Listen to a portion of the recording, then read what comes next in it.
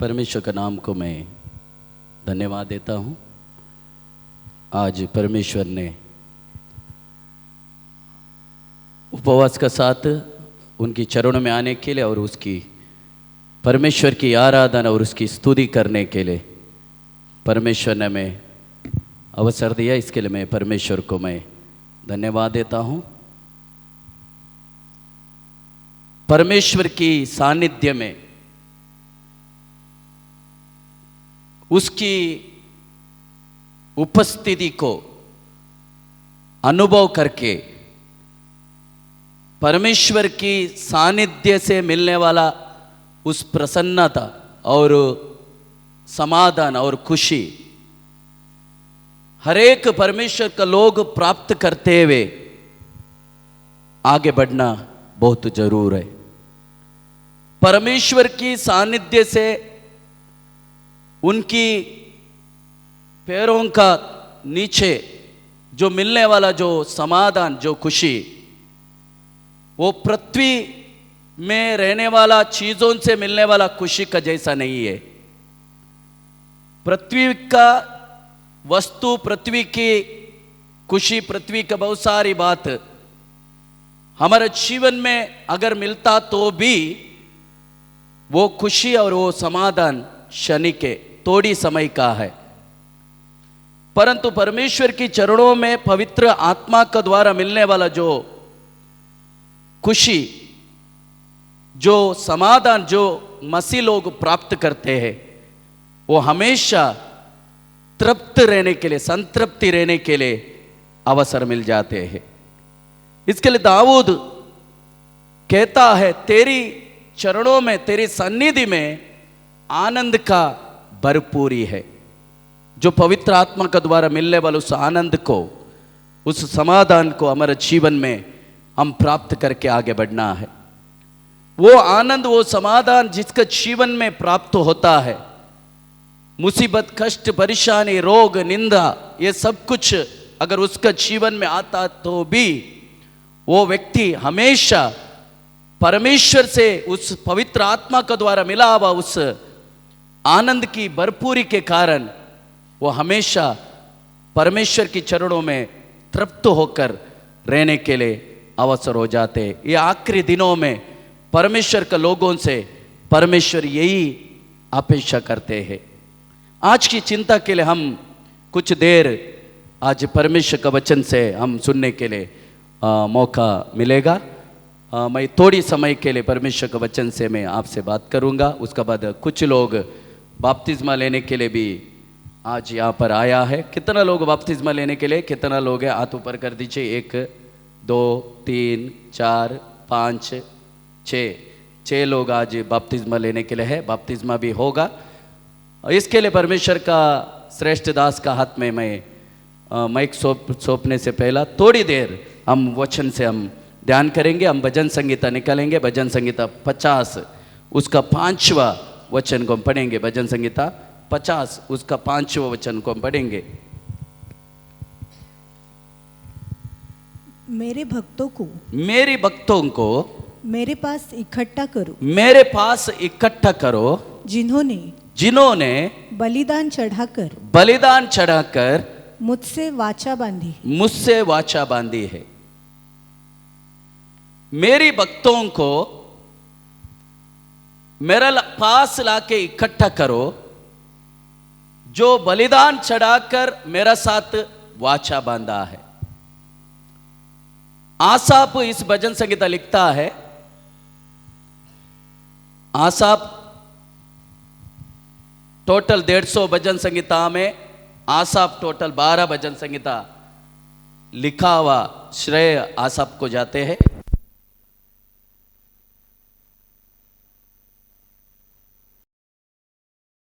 मंदिर में गीत गाने वालों में एक प्रधान है। दाऊद परमेश्वर का मंदिर बनाने के लिए जब उसका मन में वो विचार आया, अगर परमेश्वर की मंदिर है तो उस मंदिर में परमेश्वर की आराधना करने वाला लोग भी होना चाहिए।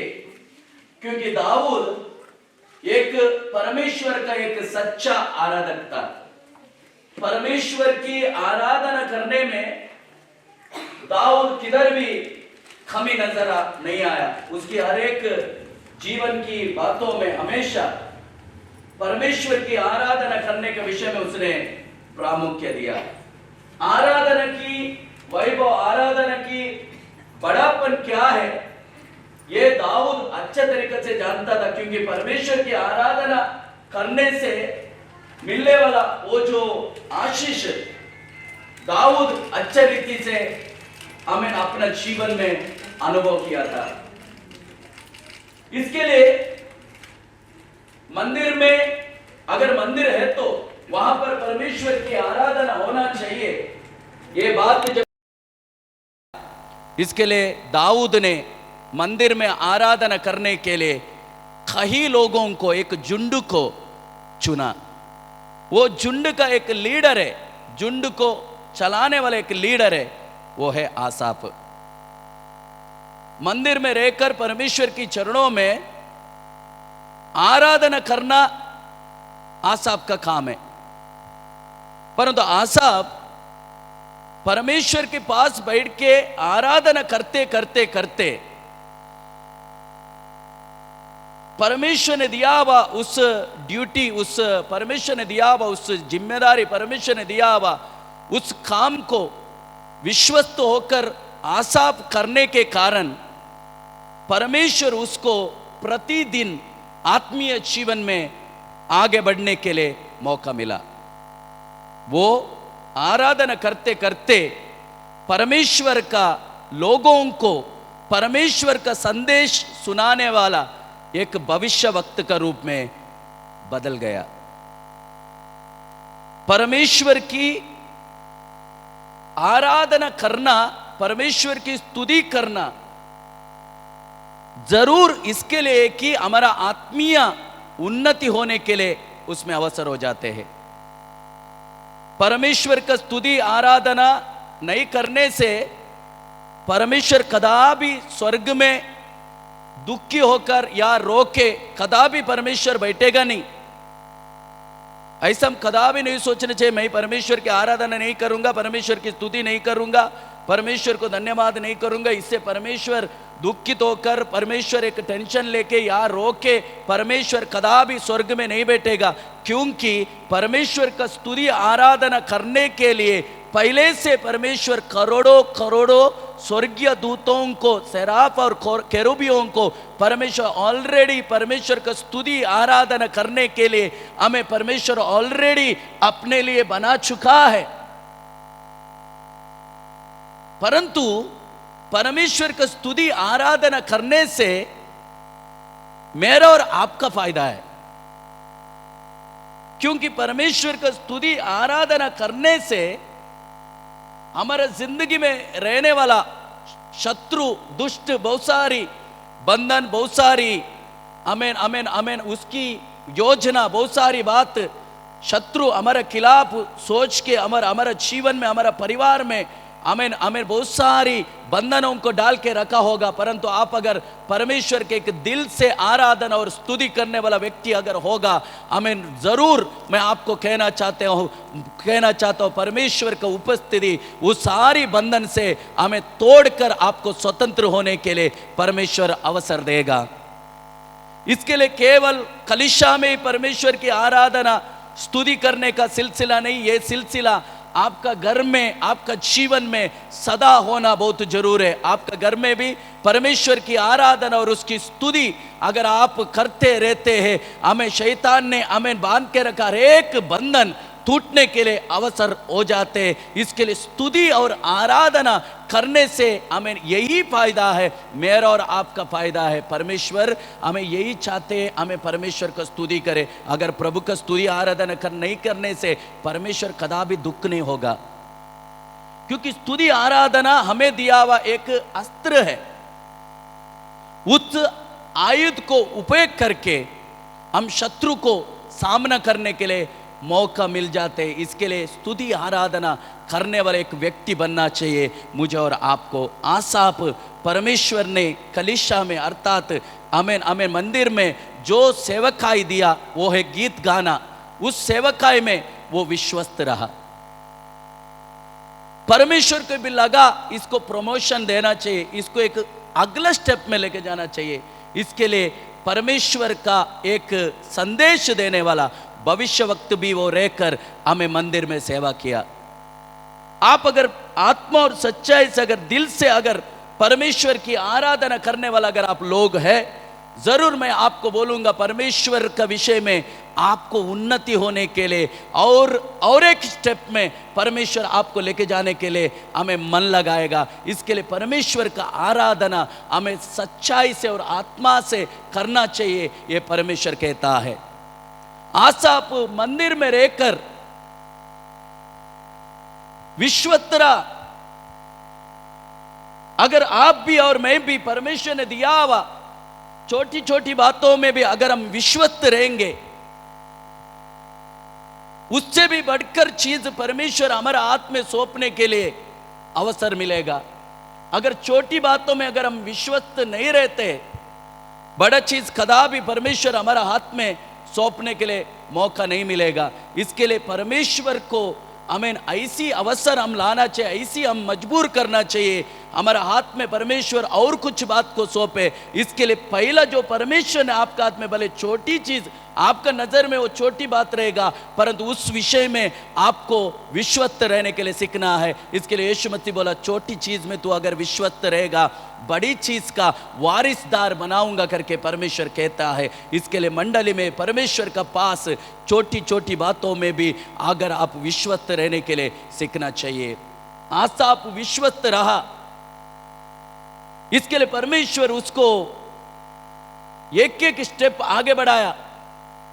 मंदिर में रहकर केवल गीत गाने वाला काम करने के लिए अगर वो मन लगाया, हमें परमेश्वर उसको संदेश देने वाला एक व्यक्ति भी बनाया। उसका 12 अगर भजन संगीता, टोटल 12 भजन संगीता उसने लिखा है। 12 भजन संगीता अगर आप पढ़ेंगे, उसमें बहुत सारी बात हमें इस्राएल को किस तरीका से वो परमेश्वर का संदेश को सिखा रहे, अमेन अमेन अमेन, उस भजन संगीता पढ़ने के समय में हमें पता चलते हैं। आज की वचन से भी हम कुछ देर हम ध्यान करने के लिए हम मन लगाएंगे। परमेश्वर की एक बात है, आसाप 50 भजन संगीता के 5 वचन में कह रहा है, मेरी लोगों को मेरे पास लाके इकट्ठा करो, जो मेरे सामने बलिदान चढ़ाया है उसको मेरे पास लाके इकट्ठा करो। वो जरा वचन हम फिर से पढ़ेंगे, 50 का 5 वचन हम पढ़ेंगे। मेरे भक्तों को मेरे पास इकट्ठा करो, मेरे पास इकट्ठा करो, जिन्होंने बलिदान चढ़ाकर मुझसे वाचा बांधी है। इस वचन में 3 बार परमेश्वर, एक बार मेरा बोल रहा है, दूसरा मेरा पास बोल रहे, तीसरा मेरे लिए, मेरा पास, मेरे लिए। ये मेरा ये शब्द इस वचन में 3 बार दोहराया। इसका मतलब एक बात हम समझना है, परमेश्वर मुझे और आपको अपना बनाया है। इसके लिए वो छाती में हाथ रख के परमेश्वर कह रहे, ये लोग मेरा जन है। कोई भी व्यक्ति अगर आज दोपहर के समय में अगर परमेश्वर की पास अगर आके बैठा है, कोई भी व्यक्ति अपना मन मर्जी से मुझे जाना है, वो बात से इधर आके आप और मैं नहीं बैठा, परंतु हम इसके लिए बैठा कि हमारा आज परमेश्वर के पास आके बैठना ये परमेश्वर का इच्छा है, परमेश्वर का मर्जी था। और परमेश्वर चाहते हैं कि आज हम परमेश्वर के पास आके बैठे। इसके लिए हम दोपहर के समय में परमेश्वर के चरणों में हम इकट्ठा हुआ और परमेश्वर की आराधना किया। इसका हमें पूरा श्रेय परमेश्वर को जाते हैं, क्योंकि परमेश्वर ने हमें एक मौका दिया उसका पास आने के लिए। इसके लिए हम आज परमेश्वर के पास आके बैठा है। अगर हमारे बीच में अगर कोई नया है तो भी आप स्वयं होके आज इधर नहीं आया, बल्कि परमेश्वर आपको उसकी सच्चाई आपका सामने प्रकट करने के लिए, क्योंकि इस पृथ्वी पर एक सच्चाई है, इस पृथ्वी पर बहुत सारे अनेक ईश्वर है तो भी उन्हीं के बीच में एक सच्चा परमेश्वर है, सच्चा जिंदा परमेश्वर जो सारी सृष्टि को बनाया हुआ परमेश्वर। भले हम बहुत सारी सृष्टि को हमें ईश्वर मान के चलने वाला लोग होगा, परंतु ये दोपहर के समय में परमेश्वर कह रहा है मैं सृष्टि करता हूं, जो सब कुछ बनाया हुआ परमेश्वर हूं, हमें बनाया हुआ परमेश्वर हूं। उस परमेश्वर आज यही इच्छा रखा ताकि हम उसका पास जाके बैठे और उसकी आराधना करें और उसकी सच्चाई बात हम समझ सके, क्योंकि परमेश्वर मुझे और आपको चुना हम खुद के लिए नहीं, परमेश्वर उनके लिए चुना। परमेश्वर ने मुझे और आपको चुना, हम खुद के लिए नहीं, बल्कि परमेश्वर उन स्वयं के लिए, उनके लिए परमेश्वर ने चुना। ऐसा लिखा है भजन संगीता 4 का 3 वचन में लिखा है, परमेश्वर ने भक्तों को अपने लिए अलग करके रखा है। जरा वचन पढ़ेंगे 4 का 3, भजन संगीता 4 का 3। यह जान रखो, ये जान रखो कि यहोवा परमेश्वर ने भक्त को अपने लिए अलग कर रखा है, अपने लिए अलग करके रखा है, और जब यहोवा को मैं पुकारूंगा तब वह सुन लेगा। यस, परमेश्वर मुझे और आपको उनके लिए, हम स्वयं के लिए नहीं, उनके लिए अर्थात परमेश्वर के लिए प्रभु ने मुझे और आपको अलग करके रखा है, अलग करके रखा है। ये सच्चाई हमें समझना जरूर है। परमेश्वर इसके लिए हमें अलग करते, इसके लिए परमेश्वर हमें हजारों के बीच में से चुनते, इसके लिए हमें इस दुनिया से अलग करके परमेश्वर कह रहे तुम मेरा है, तू मेरा जन है, मेरा चुनावा है, मेरा है करके हमें यीशु मसीह मेरा और आपका खातिर हमें आज दोपहर के समय में कहते हैं। परंतु ये बात को मुझे और आपको भी समझना बहुत जरूर है। अगर परमेश्वर अगर मेरा है करके मुझे कहता है तो मुझे भी दोपहर के समय में एक सही निर्णय लेके परमेश्वर का पीछा करना यह जरूर है। शुरुआत में परमेश्वर पृथ्वी पर ऐसी लोगों को चुना,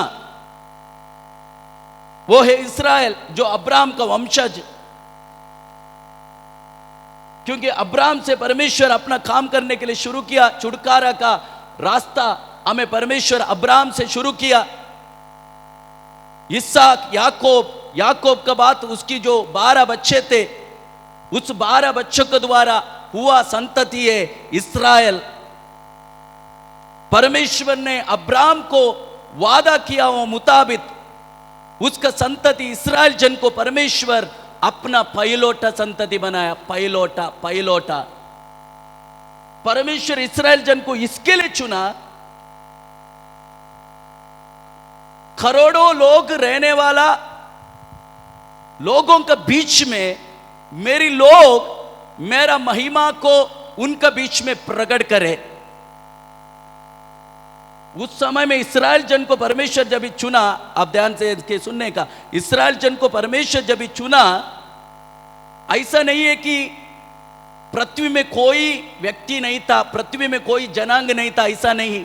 परमेश्वर बोल रहे तुझसे भी ज्यादा बलिष्ठ जनांग आमीन उस समय था, फिर भी मैंने उनको नहीं चुना, परंतु थोड़ी रहने वाला इस्राएल तुझे मैंने चुना करके व्यवस्था विवरण 7 अध्याय का हमें 5 और 6 वचन में हम पढ़ते हैं। 6 और 7 व्यवस्था विवरण 7 अध्याय का 6 और 7 वचन में लिखा है, परमेश्वर कह रहा है इस्राएल तू एक बड़ा जाति है करके नहीं, परंतु बड़ा जातियों का बीच में, बड़ा जनांगों के बीच में तू तो थोड़ी नजर आ रहे, परंतु मैंने तुझे इसके लिए चुना है कि तू मेरा हमें नाम का प्रकट करे। हम पढ़ेंगे 7 का 6 और 7। क्योंकि तू हाँ अपने परमेश्वर यहोवा की हाँ पवित्र प्रजा है। पवित्र प्रजा है। यहोवा ने यहोवा ने पृथ्वी भर के सब देशों के लोगों में से तुझको चुन लिया है कि तू उसकी प्रजा और निज धन ठहरे। यहोवा ने जो तुमसे स्नेह करके तुमको चुन लिया, इसका कारण यह नहीं था कि तुम गिनती में और सब देशों के लोगों में अधिक थे, किंतु तुम तो सब देशों के लोगों से गिनती में थोड़े थे। परमेश्वर इस्राएल का विषय में कह रहा है, तुम गिनती में बड़ा है, ऐसा करके परमेश्वर अपना निज धन बनाने के लिए तुमको नहीं चुना। तुम परमेश्वर का निज धन है और परमेश्वर का पवित्र प्रजा है। तुम इस पृथ्वी पर बहुत बड़ा जनांग है, ऐसा समझकर नहीं चुना। बहुत सारा बड़ा जनांग था, परंतु उसका बीच में रहने वाला छोटी लोग कहने वाला तुमको मैंने इसके लिए चुना कि तुम मेरा निज धन ठहरे और तुम मेरा पवित्र जन ठहरे। हमें परमेश्वर चुनने का समय में हम एक बहुत बलिष्ठ, बहुत बलवान, योग्य रीति में रहने वाले लोग, प्रतिष्ठित लोग, ऐसी सोच के परमेश्वर कदापि मुझे और आपको नहीं चुना। मुझे और आपको अच्छे से पता है हम कैसा है परमेश्वर चुनने के समय में और अभी कैसा है। योग्य ना रहने वाला, निर्बल, अज्ञानी, अयोग्य, कोई काम का ना रहने वाला हम जैसा लोगों को परमेश्वर ने चुना। हमें उसका चुनाव की बड़ापन मुझे और आपको समझना है। अगर वो समझ लिया ना, हम मसीह जिंदगी में एक सही तरीका से आगे बढ़ने के लिए मौका मिलेगा। क्योंकि हमें परमेश्वर चुनने के समय में हम कोई बात का योग्य नहीं था।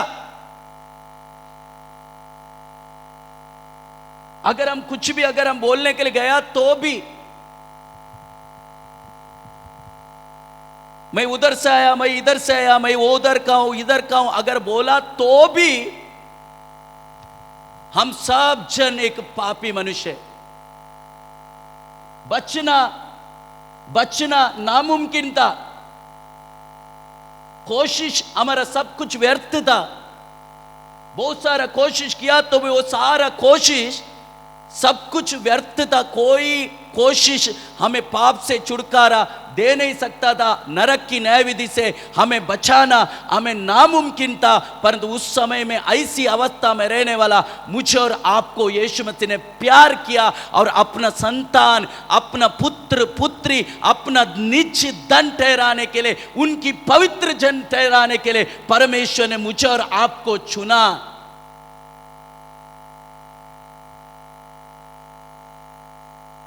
चुनकर अलग किया। थोड़ा सा हम उस विषय को ध्यान करना चाहिए, भूलना नहीं चाहिए प्रियो।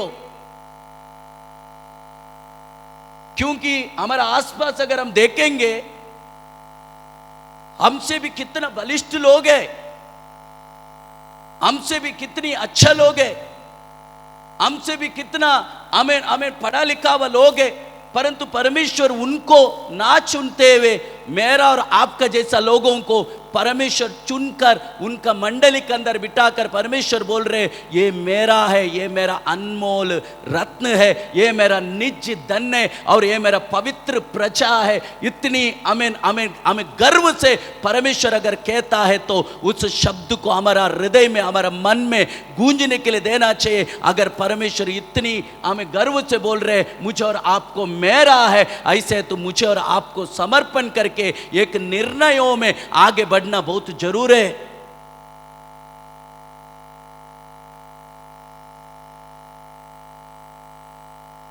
क्योंकि यशाया बोलते तुम कहां से काट के निकाला, परमेश्वर यशाया के द्वारा कहां से काट के निकाला, कहां से खोद के निकाला, वो थोड़ा याद कर।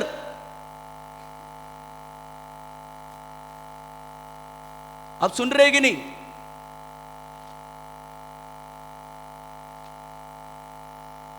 बहुत अच्छा वचन है वो 51 यशाया का पहला वचन में बार बार हम पढ़ते हैं। कौन सी चट्टान से, क्योंकि मेरा और आपका जिंदगी उस चट्टान का जैसा था।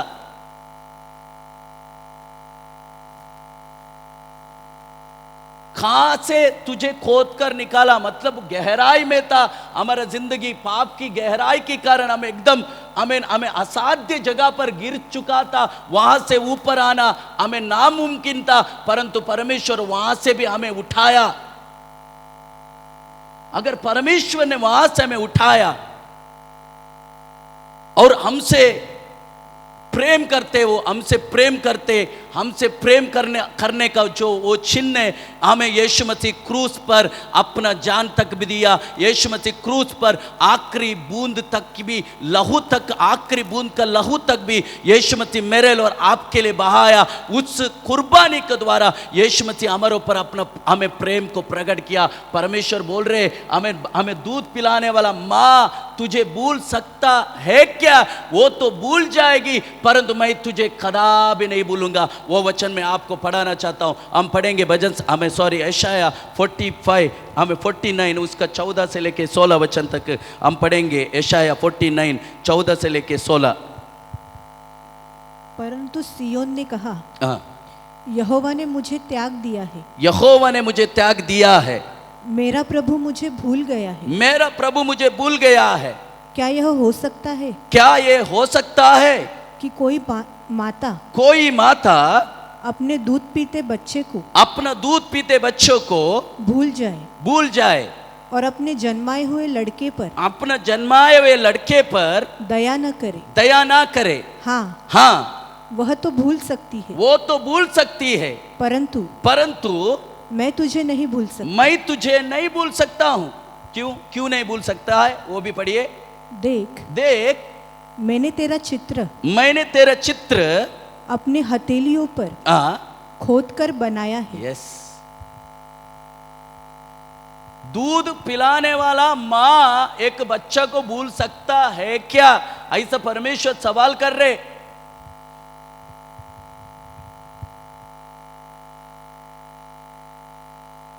क्योंकि एक बच्चे को पर ज्यादा ममता, ज्यादा प्यार दिखाने वाला हमें व्यक्ति ऐसा लगा, परमेश्वर को भी ऐसा लगा होगा हमें मां हो सकते हैं। इसके लिए परमेश्वर वहां पे बोला, दूध पिलाने वाला मां तुझे भूल सकता है क्या? क्योंकि हमें परमेश्वर को उस माँ का ममता हमें अच्छा से पता है। इसके लिए परमेश्वर ने बोला उधर माँ दूध पिलाने वाला माँ बच्चों को भूल सकता है क्या? सवाल करके उसको उत्तर स्वयं परमेश्वर दे रहे। हाँ, वो तो भूल सकती है, परंतु मैं तुझे कदापि नहीं भूलूंगा, क्योंकि मैंने तेरे चित्र को मेरा हथेली में खोद कर बनाया है। जब भी परमेश्वर अपना हाथ को देखते, जब भी उनका हाथ में मेरा और आपका ही चित्र नजर आते, आप सोचो हमेशा परमेश्वर मुझे और आपको अपना सामने रखते।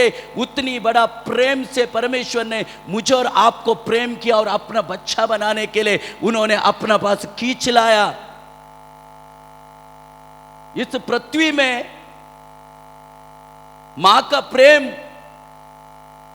बच्चे के खातिर बड़ा होगा, पर परमेश्वर बोल रहे उस मां का प्रेम से भी बढ़कर मैं तुझसे प्रेम करता हूं। क्योंकि हमें अभी का अगर समय देखेगा तो भी हमें कुछ मां का अंदर ऐसी प्रेम अपना बच्चों का खातिर है क्या? ऐसे एक सवाल चिन्ह हमें रखने का समय आ चुका है। क्योंकि अभी जो नया मॉडर्न दुनिया में जीने वाला बहन लोग अपना बच्चों को ऐसी दर्जा दे रहे क्या? यह भी सवाल हो चुका है। कितना माँ लोग जन्मा हुआ बच्चों को कचरे डब्बा में हमें फेंकते जाते हुए कितना कहानी, कितना न्यूज़ आप सुना रहेगा। हमें जन्म दिया हुआ उस नवजात शिशु को हमें कचरे डब्बा में फेंक के गया, हॉस्पिटल में छोड़ के गया। वो तो छोड़ो, कितना लोग हमें गर्भ में आने का समय में उसी गर्भ में ही उसका हमें गला दबा के हमें भिन्न भिन्न तरीका को उपयोग करके उस गर्भ में ही उसका हत्या करने के लिए कोशिश करने वाला कितना बहन लोग हमें है।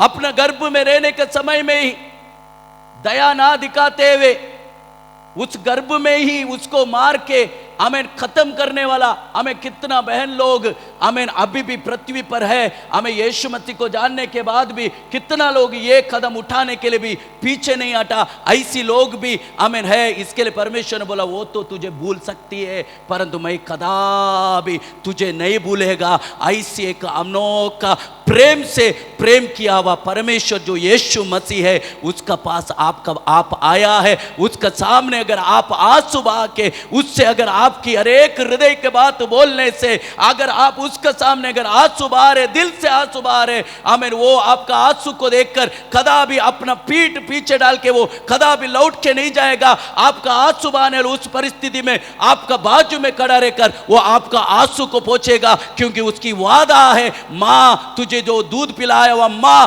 तुझे भूल सकते परंतु मैं तुझे भूलूंगा नहीं, क्योंकि मेरा हथेली में तेरा चित्र को खोद के बनाया है।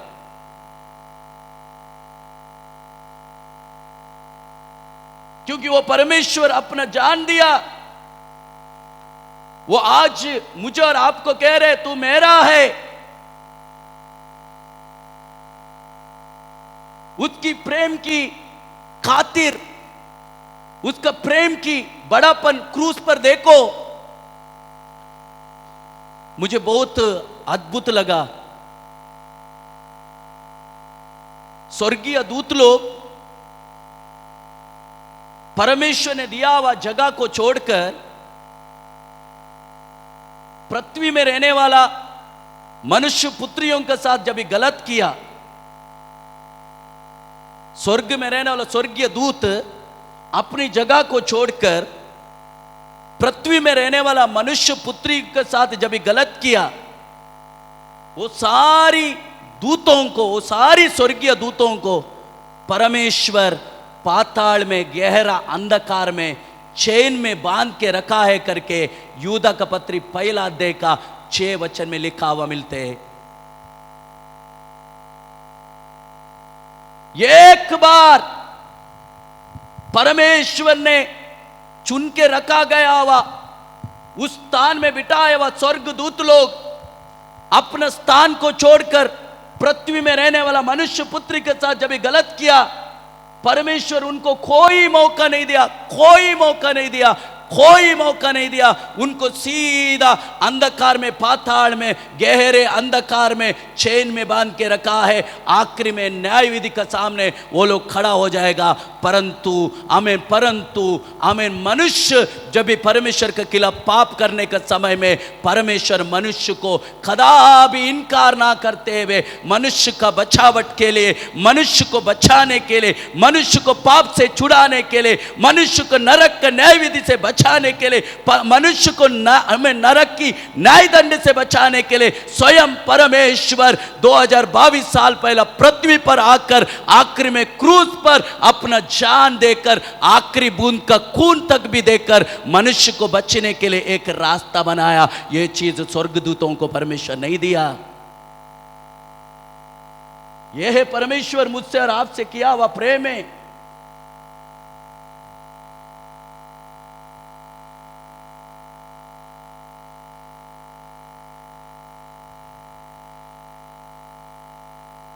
परमेश्वर के पास बैठकर कभी कभी मैं व्याकुल होकर हमें आंसुओं के साथ प्रभु के पास बैठ जाता हूं। प्रभु को मैं बोलता हूं, ये व्यक्ति के अंदर तू क्या देखा?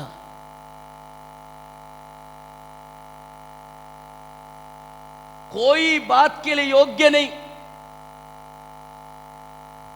अयोग्य रहने वाला और परमेश्वर का नंबर 1 शत्रुता में। क्यों? जो मिला उसके सामने झुकता था, जो मिला उसके सामने सीधा नमस्कार, साष्टांग नमस्कार। पत्थर मिला, पत्थर के सामने, पत्थर अगर लाल दिखा और कुछ फूल लगाया हुआ, अगरबत्ती लगाया हुआ दिखाई दिया, उधर ही नमस्कार। रेंगने वाला सांप को देखा, सांप का सामने भी दंडा नमस्कार। उस समय में देखता नहीं था, वो कहती है, एक दिन मैं हमें मेरा जब भी हमें छोटा था, गांव में था, जब भी खेती को और जब भी कुछ काम से मैं जाने के समय में एक सांप रेंगते हुआ आया। मालूम है ना, हमारा गांव में सर्प को, नाग को आराधना करते, हमारे गांव में नाग का आराधना करते, हमारे गांव में भूत की आराधना करते, हमारे गांव में भूतों की आराधना होते, हमारे गांव में सांप का आराधना होता है, नाग की आराधना होते। एक दिन ऐसे खेत में रेंगते हुए दिखाई दिया, वो अपना बेचारा अपना रास्ता में चल रहे। मेरा मन में ऐसे कि हमें वो तो ईश्वर है। मैं क्या किया, खेती भी नहीं देखा, खेती के सामने लंबा होकर दंड नमस्कार किया, क्योंकि मेरा अंदर एक ऐसी विश्वास पहला जगह था, डाल दिया था ताकि सांप भी ईश्वर है। इसके लिए मैं प्रभु को हमेशा कहता हूं, नंबर 1 तेरा शत्रु था, क्योंकि परमेश्वर की सारी आज्ञा में पहला आज्ञा है, मुझे छोड़कर तुम्हें कोई अन्य ईश्वर होना नहीं चाहिए। आकाश की, पृथ्वी की और जल के अंदर की कोई भी आकार बना के, कोई भी मूर्ति बना के उसको ईश्वर करके मानना नहीं चाहिए, क्योंकि मैं ईर्ष्या रखने वाला परमेश्वर हूं, मैं जलन रखने वाला परमेश्वर हूं, मेरा जगह दूसरे किसी को भी नहीं देगा। इसके लिए ये पाप है।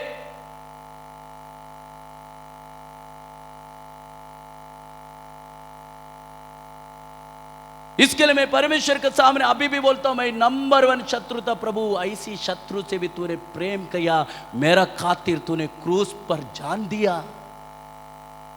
उससे भी बढ़कर उन्होंने क्या, कौन है सच्चाई, क्या सच्चाई, यीशु मसीह सच्चाई है, उसके द्वारा ही हमें हमारा पाप की छुटकारा मिलते, उन्हीं का द्वारा ही हमारा उद्धार है, उन्हीं का द्वारा ही हमारा मुक्ति है, उन्हीं का द्वारा ही, यीशु मसीह का द्वारा ही हमारा मोक्ष है। इसके अलावा दूसरा कोई नाम से हम बच ही नहीं सकते, केवल यीशु मसीह का नाम, उसी का द्वारा हम बच सकते। ये सच्चाई तो पता चला। उससे भी बढ़कर चीज मुझे बहुत अद्भुत लगा, हमें इतना बड़ा विश्वास करके अपना वचन को मेरा हाथ में डाल के बोल रहे, अभी तू मेरा सेवा कर।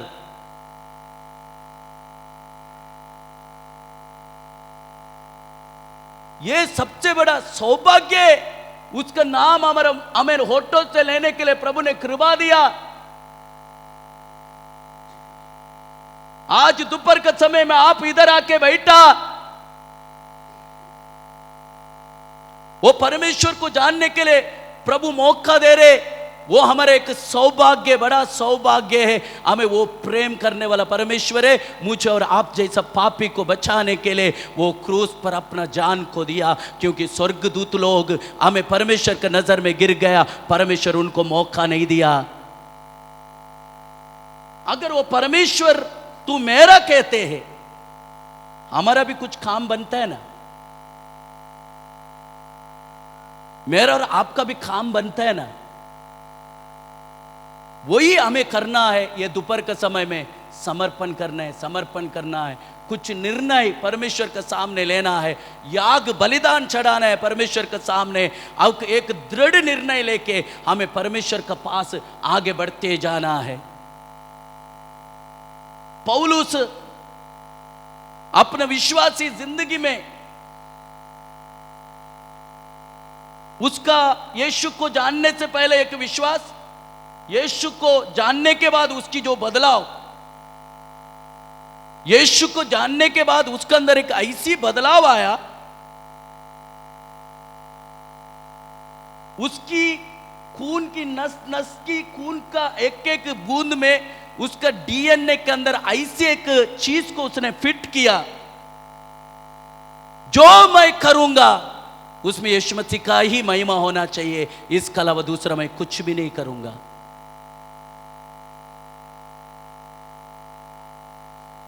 यीशु मसीह को वो जानने से पहला वो एक भक्त था,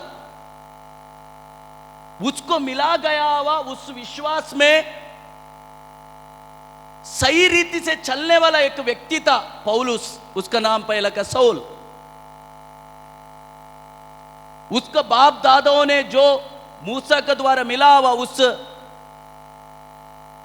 पंचग्रंथ को, व्यवस्था को, जो कुछ सिखाया उसका अनुरूप उसकी जैसा ही एक करने वाला एक व्यक्ति था पौलुस। इसके लिए बोल रहे व्यवस्था का अनुसार अगर मैं देखूं तो मैं निर्दोष हूं।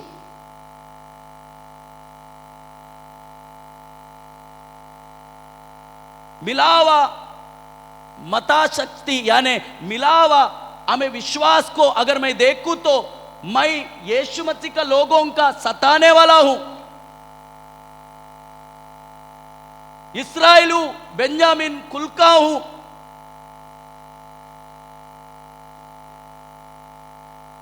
इसका मतलब यीशु मसीह को जानने से पहला वो जो करता था व्यवस्था का अनुसार अपना जिंदगी जीने के लिए वो कोशिश किया, परंतु एक चीज उसने चूक गया। व्यवस्था में जो मसीहा का बारे में लिखा है वो मसीहा यीशु ही है, उसको पहचानने के लिए वो शुरुआत में भूल गया।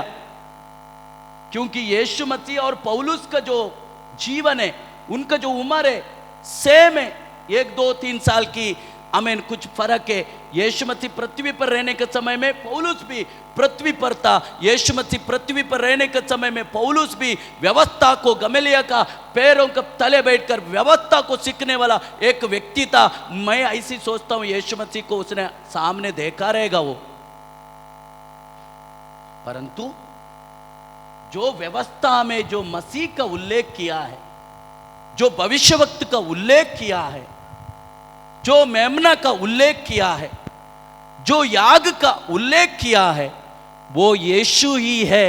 ये पहचानने में पौलुस अर्थात सौल शुरुआत में मुकर गया, परंतु मिला हुआ विश्वास में वो पक्का था। जो दिन यीशु मसीह के साथ मुलाकात हुआ दमस्को की सड़क पर,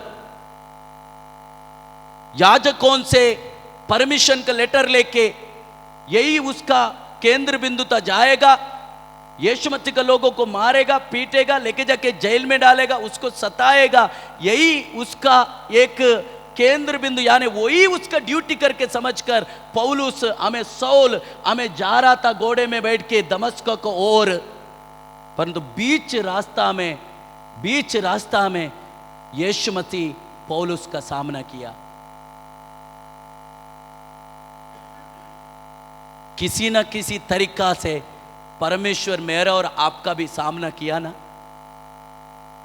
वो सामना किया हुआ तरीका अलग अलग हो सकते, मुसीबत हो सकते, कर्जा में रहना हो सकते, भयानक रोग में पड़ा रहना हो सकते, डॉक्टर हमें अभी कुछ नहीं कर सकते ऐसी बोला हुआ स्थिति हो सकते, या आपका पति आपको सता रहे ये हो सकते, आपका घर वाला आपको परेशानी कर रहे वो हो सकते, आपका कुछ भी काम नहीं हो रहे ये हो सकते। भिन्न भिन्न तरीका से परमेश्वर आपका सामना किया, ताकि ये चीज आपके अंदर डाल के परमेश्वर अपना पास खींचने के लिए कोशिश किया। क्योंकि ताकि आप और मैं सच्चाई परमेश्वर को जाने। हमें मैं और आप कदा भी इधर आके बैठा एक सत्य परमेश्वर है, एक जिंदा परमेश्वर है। हमें सारी पृथ्वी को, सारी सृष्टि को बनाया परमेश्वर है, उसको ढूंढूंगा करके ऐसा हम ईमानदारी से आके बैठेंगे, क्योंकि मनुष्य ईमानदारी हो ही नहीं सकते। इसके लिए परमेश्वर जैसा पौलुस को, सौल को सामना किया, वैसे हमें भिन्न भिन्न तरीका के सामना करके अपना पास खींचने के लिए कोशिश किया, और परमेश्वर का हमें विजय हुआ। परमेश्वर विजयी हुआ, हमें हम हार गए। हम परमेश्वर का सामने अभी झुक कर बोल रहे, क्या बोल रहे मालूम है? तेरी मर्जी प्रभु, अब जो करेगा तू तेरी मर्जी के अनुसार कर। पौलुस का भी सामना हुआ, घोड़े से नीचे गिर गया,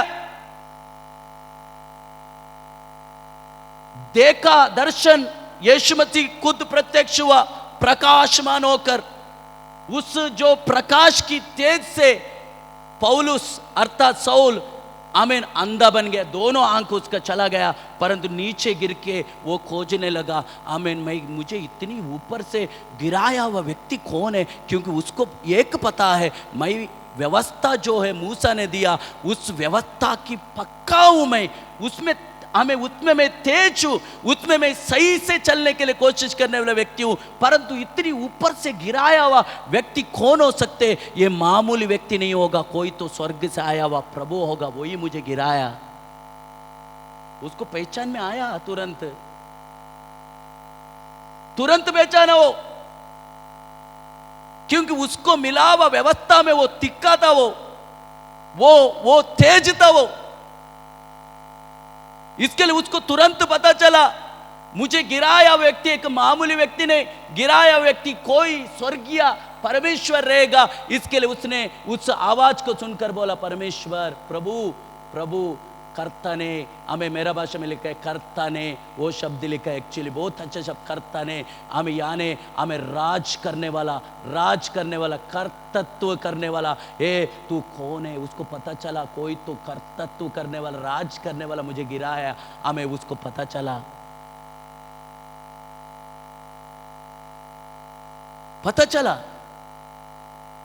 तुरंत सामने से आवाज आया, तू जिसको सता रहे ना वो यीशु मैं हूं, तू जिसको सता रहे ना वो यीशु मैं हूं। हम वचन पढ़ेंगे प्रेरित किताब 9 अध्याय का, उसका पहला से लेके 3 वचन तक हम पढ़ेंगे, ठीक है? 4 और 5 पढ़ो, सब नहीं पढ़ेंगे। प्रेरित 9 का 4 और 5। और वह भूमि पर गिर पड़ा।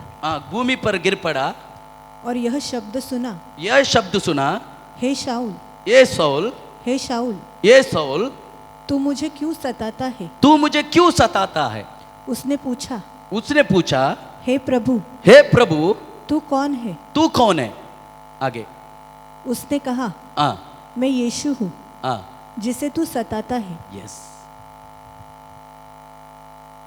मैं यीशु हूं जिसे तू सताता है। आपको मैं एक पूछना चाहता हूं, सौल अर्थात पौल यीशु मसीह को सताता था क्या? यीशु मसीह का लोगों को सताता था? किसको सताता था? लोगों को।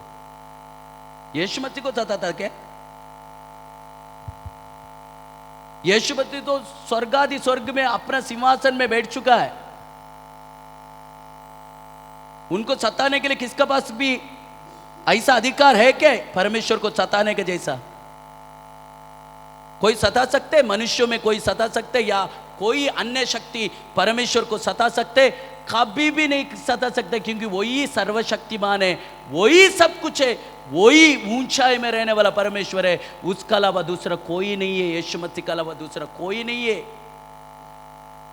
उसको मनुष्य होकर वो सता नहीं सकते। अगर वो सताने का ऐसा सोच रहे, पत्थर को सिर पटकने का बराबर है, पत्थर फूटेगा क्या सिर फूटेगा? हाँ, पत्थर को कुछ नहीं होगा, सिर फूटेगा। इसके लिए यीशु बोला तू जो सता रहे ना वही यीशु। बाइबल के अंदर 372 नाम परमेश्वर को, 372 नाम परमेश्वर को बाइबल के अंदर है, उसमें से एक नाम है तू सताने वाला यीशु मैं हूं। कितना अच्छा परिचय यीशु मसीह सौल के सामने दे रहे। यीशु मसीह पृथ्वी में आकर सारी मनुष्य की पापों के लिए क्रूस पर मरकर गाड़ा जाकर तीसरे दिन जी उठकर फिर से अपना सिंहासन में जाके स्वर्ग में बैठे हो।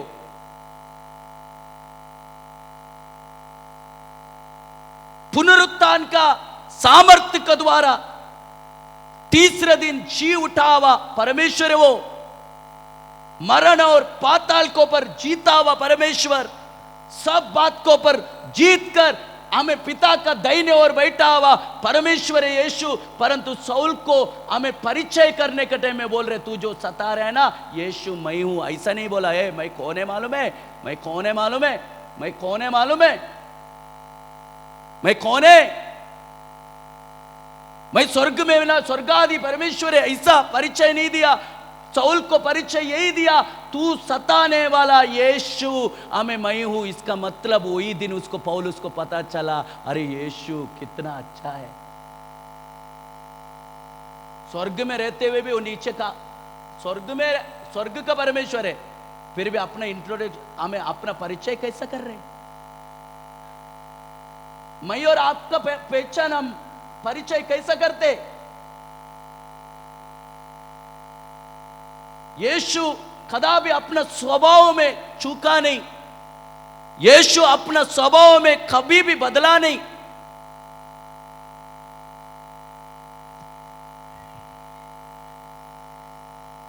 सौल के सामने एक नम्रता के साथ उत्तर दे रहे। अगर यीशु को बोल सकता था मैं हर चीज को पर जीत पाके स्वर्ग में दाहिने ओर बैठने वाला परमेश्वर हूं, ऐसे एक भी एक हमें परिचय दे सकता था, परंतु यीशु ऐसा नहीं दिया। यीशु बोल रहे तू सताने वाला यीशु मैं हूं। हमें पौलुस उधर ही पता चला ये तो कुछ तो अलग है, अभी मुझे पूरा घूमना पड़ेगा, अभी पूरी रीत से यीशु का पीछा करना पड़ेगा। मुझे पता चला यीशु कौन है।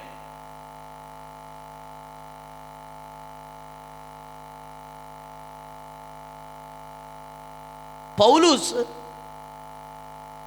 परमेश्वर के लोगों को सताता था, परमेश्वर को नहीं। आप एक बात समझना चाहिए, अगर आपको अगर कोई अगर सताते, अगर आपको कोई परेशानी करते, आपको कोई प्रॉब्लम कर रहे, आपको कोई निंदा कर रहे, आपका कोई हमें ठट्ठा उड़ा रहे, इसका मतलब आपको यही समझने का मुझे ये लोग कुछ भी नहीं कर रहे, परंतु मेरा अंदर रहने वाले यीशु मसीह को ये लोग सता रहे। क्योंकि यीशु ऐसी सोचते हैं मेरा बच्चा को, मेरा बेटा को, मेरा बेटी को, मेरा बेटा को सता रहे, मेरा बेटी को सता रहे। परमेश्वर बोल रहे अगर मेरा हमें बच्चा को, मेरा दास को अगर तू अगर सताएगा वो उसकी बराबर है। तुम मेरा हमें आंखों का पुतली में उंगली डालने का बराबर है। आप सोचो परमेश्वर का आंखों का पुतली में उंगली डालने के लिए गया। आपको मैं एक बात, अगर आपका पुतली में अगर मैं ऐसा उंगली डालने के लिए गया तो आप क्या करेंगे? छोड़ेंगे? डालो उंगली डाल के सीधा वो करके निकालो करके बोलेंगे क्या? बोलेंगे ऐसा? हाँ, बीच में सोने वाला बोलो ना।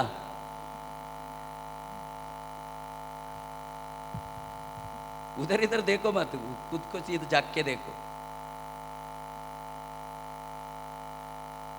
छोड़ेंगे क्या ऐसा उंगली डालने के लिए? छोड़ेंगे? पकड़ेंगे ना? समझने का, परमेश्वर का दास, परमेश्वर का बच्चों को, जो परमेश्वर जिससे प्रेम करते, जो व्यक्ति परमेश्वर से प्रेम करते, अगर उस व्यक्ति को अगर कोई अगर सता रहे, अगर ऐसा है ना, परमेश्वर समझते वो तुझे बेटा बेटी तुझे वो नहीं सता रहे, वो मुझे सता रहे।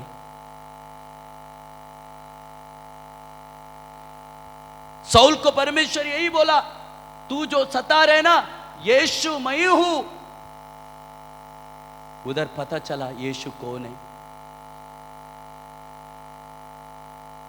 ज्यादा समय नहीं लगा उसको, उसका बाद उसने अपना यात्रा शुरू किया, यीशु मसीह के साथ चलने वाले यात्रा शुरू किया।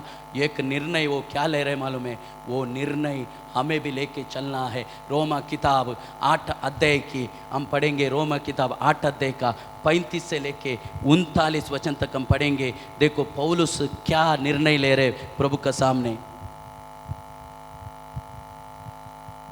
कौन हमको मसीह के प्रेम से, मसीह की प्रेम से अलग करेगा?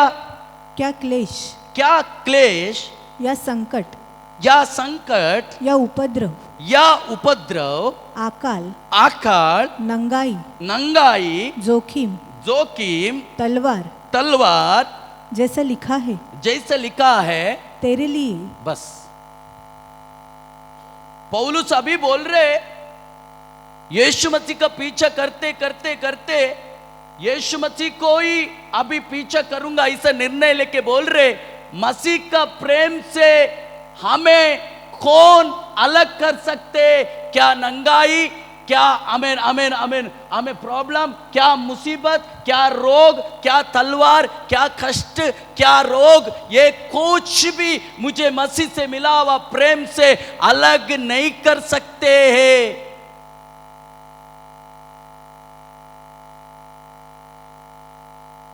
यीशु मसीह से चलते चलते मैं आपको बोलना चाहता हूं,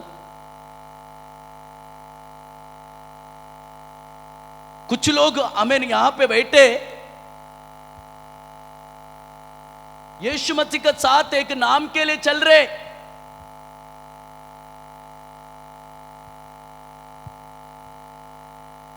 सालों से यीशु मसीह को जाना है ऐसा हमें बोल के चल रहे, परंतु यीशु मसीह बोलने वाला नियमों को, यीशु मसीह चाहने वाला उस जीवन जीने के लिए हमें समर्पण ना करते हुए जीने वाला कितनी लोग हमें कलीसिया के अंदर है। कुछ लोग केवल कलीसिया में अर्थात यीशु मसीह का पीछा इसके लिए करने के लिए चाहते, केवल पृथ्वी का कुछ चीजों को हासिल करना ही सीमित रख के कुछ लोग अपना मसीह जिंदगी जीने के लिए कोशिश कर रहे, परंतु पौलुस ऐसा नहीं। पौलुस ऐसा निर्णय ले रहे, क्या निर्णय ले रहे? हमें कंगाल होने दे, परेशानी होने दे, रोग आने दे, तलवार होने दे, कुछ भी आने दे, परंतु मसीह का प्रेम से हमको अलग कोई भी नहीं कर सकते, क्योंकि मसीह यीशु कौन है करके अब मैं जान चुका हूं, क्योंकि उसी का द्वारा मुझे अनंत काल का जीवन मिलता है, उसका वादा सच्चा है।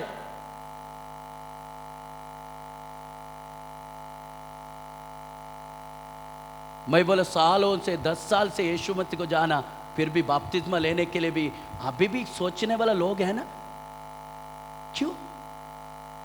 वो लोग केवल सीमित रखा यीशु मसीह को किधर? पृथ्वी का चीज।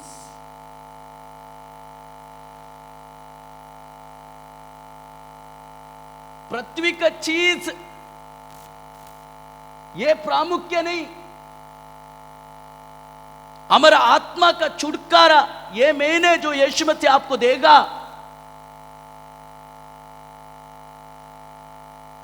आज आप समाज को देख रहे, आज आप पड़ोसी को देख रहे, आज आपका घराना को देख के आप परमेश्वर का साथ निर्णय लेके समर्पण करके जाने के लिए उधर इधर देख रहे ना, एक दिन खबर में पड़ा रहेगा, कोई आमीन आपका समाज नहीं रहेगा, आपका घर वाला नहीं रहेगा, आपका कोई भी नहीं रहेगा, आप अकेला उस खड्डा के अंदर रहेगा। कुछ भी अगर उंगली में रह गए ना, उसको छीनने के लिए कितना लोग रहते हैं मालूम है? उंगली में अगर कुछ रह गया, एक सोना का टुकड़ा अगर उंगली में रह गया, उसको छीनने के लिए परिवार वाला कितनी पीछे लगेगा मालूम है? अगर नहीं निकलने का उंगली काट के निकलेगा। ये है, ये एक परिवार,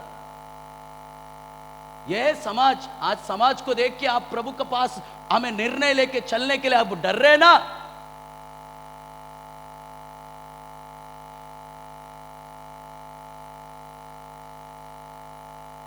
अगर इस पृथ्वी पर यीशु मसीह को जाना, समर्पण करके उसकी वचन के अनुसार चला, आखिरी श्वास तक उसकी वचन को पालन करके चला, इस पृथ्वी का जीवन को खत्म करके हमें गया, हमें अगर तुझे गाड़ा गया तो भी वहां से हमें तुझे उठाने के लिए, जिसके लिए तू पृथ्वी पर जिया, उस यीशु मसीह तेरे लिए आएगा, उठाएगा, अपना पास हो लेके जाएगा। पौलुस को पता चला, पहले विरोध कर रहा था, अभी पता चला, अभी बोल रहे नंगाई, तलवार, रोग, परेशानी, कर्जा, प्रॉब्लम, ये सब कुछ मसीह से मुझे अलग नहीं कर सकते, क्योंकि हृदय से एक निर्णय लिया, हृदय से एक समर्पण किया, उसको पता चला यीशु मसीह कौन है करके। क्यों मालूम है? उसका सबसे बड़ा एक घमंड किसमें था मालूम है? वो बोल रहे, रोमा का पत्री में लिखने वाला विश्वासियों को बोल रहे, मैं तो केवल क्रूस पर चढ़ाया गया हुआ यीशु मसीह में मैं घमंड करूंगा, इसके अलावा मैं किस में भी घमंड नहीं करूंगा। क्यों? मैं दुनिया के लिए क्रूस पर मरा और दुनिया मेरे लिए क्रूस पर खत्म हुआ। रोमा किताब 6 का 14 वचन में वही लिखा है। हमें फटाफट पढ़िएगा, मैं खत्म कर। रोमा 6 का सॉरी गलती है, 6 का 14, गलती किताब 6 का 14। पर ऐसा न हो कि मैं अन्य किसी बात का घमंड करूं। मैं अन्य किसी बात का घमंड नहीं करूंगा, मुझे अन्य कोई बातों में घमंड नहीं है, परंतु एक बातों में मैं घमंड करूंगा। कौन सा बातों में? केवल हमारे प्रभु यीशु मसीह, हमारा प्रभु यीशु मसीह के क्रूस का जिसके द्वारा संसार मेरी दृष्टि में और मैं संसार की दृष्टि में, मैं संसार का दृष्टि में क्रूस पर चढ़ाया गया हूं। मैं एक ही विषय में मैं घमंड करूंगा, वो है यीशु मसीह का क्रूस का विषय में। क्योंकि मैं संसार के खिलाफ मैं क्रूस पर डाला और हमें क्रूसित हुआ, क्योंकि संसार के साथ मेरा कोई लेना देना नहीं। पौलुस का जिंदगी में यीशु मसीह का 2 बातों में हमेशा वो आकर्षित हुआ, एक क्रूस, दूसरा पुनरुत्थान का शक्ति।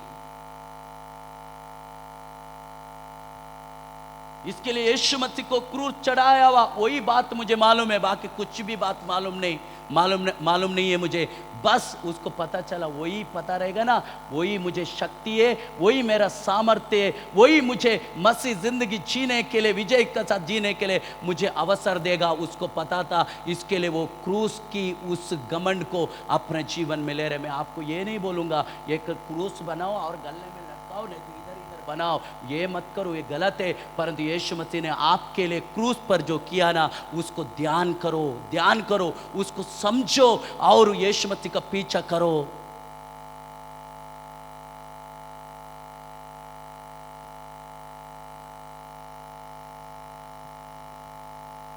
पौलुस समर्पण किया, अभी कोई शक्ति उसको रोक नहीं सकते प्रभु के पीछे चलने में। कितना लोग रुक गए अपना विश्वासी जिंदगी में।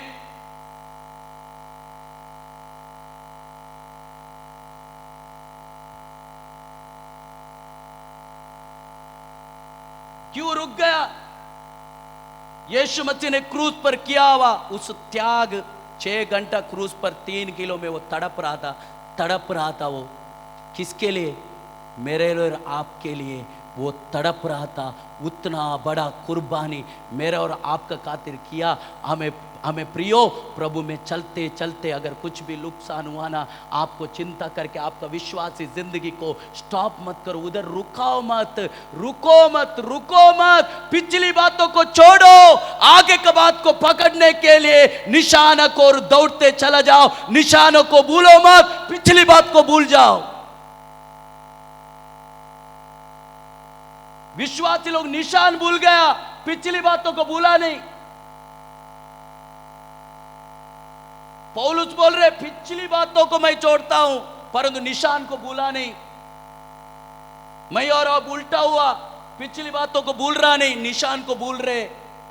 इसके लिए हमारा मसीह जिंदगी हमें बार बार ठोकर खा रहे। निशान को याद रखो, हमेशा एक निशान प्रभु ने दिया, आएगा वो बादलों पर शीघ्र। भूलने का उसको भूल जाओ, भूलो, छोड़ जाओ। कितना भी बड़ा नुकसान को छोड़ो, प्रभु ने वादा किया ना, वो आपको जरूर देगा, जरूर देगा, जरूर देगा। उसके लिए आप दौड़ो, निशान को भूलो मत प्रियो। पौलुस निशान को भूला नहीं, इसके लिए बोल रहे बस मैं एक करता हूं, पिछली बातों को छोड़ रहा हूं। मसीह यीशु ऊपर बुलाकर मुझे जो देगा करके वादा किया, उस निशान को मैं देख के दौड़ रहा हूं, रुक रहा नहीं, मैं दौड़ रहा हूं, दौड़ रहा हूं, दौड़ रहा हूं। रुको मत। भले आपका अगर बेटा भी अगर गया रहे तो भी आप रुको मत।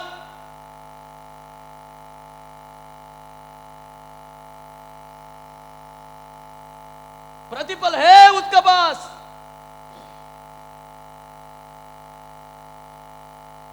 पौलुस का जैसा निर्णय रूत भी लिया। जुन्नगर में रूत नओमी को बोल रहे तू जिधर रहेगा उधर मैं रहेगा, तेरा परमेश्वर है वो भी मेरा परमेश्वर होगा, हमें तेरी लोग मेरा लोग रहेगा, तू जिधर मरेगा उधर मैं भी मरूंगा। एक मोआब स्त्री एक प्रभु का सामने निर्णय लेके अगर आगे बढ़ी ना, परमेश्वर को भी दिल को हिला डाला। परमेश्वर भी मजबूर मजबूर हो गया। क्या मजबूर हो गया? हमें रूत आगे जाके एक इस्राएल बन गई। इस्राएल उससे भी बड़ा सौभाग्य उसको मिला। यीशु मसीह उसका घराने से आया, उसका हमें पोता बन के यीशु मसीह उसका घराने से आया। इससे बढ़कर सौभाग्य कुछ है क्या?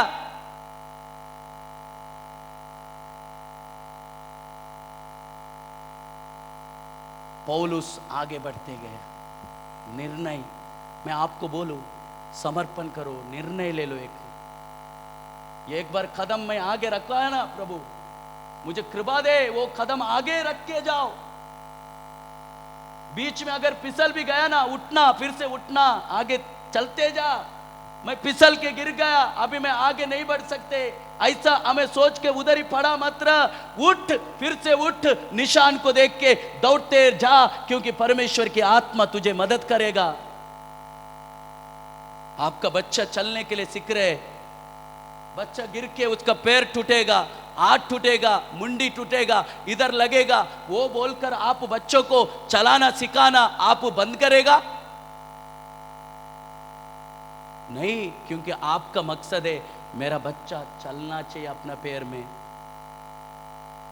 इसके लिए बच्चा गिर के लगा तो भी चलेगा, मालूम है बच्चा गिरेगा तो लगेगा, परंतु उससे बढ़कर एक चीज है, हमें बच्चा चलना चाहिए।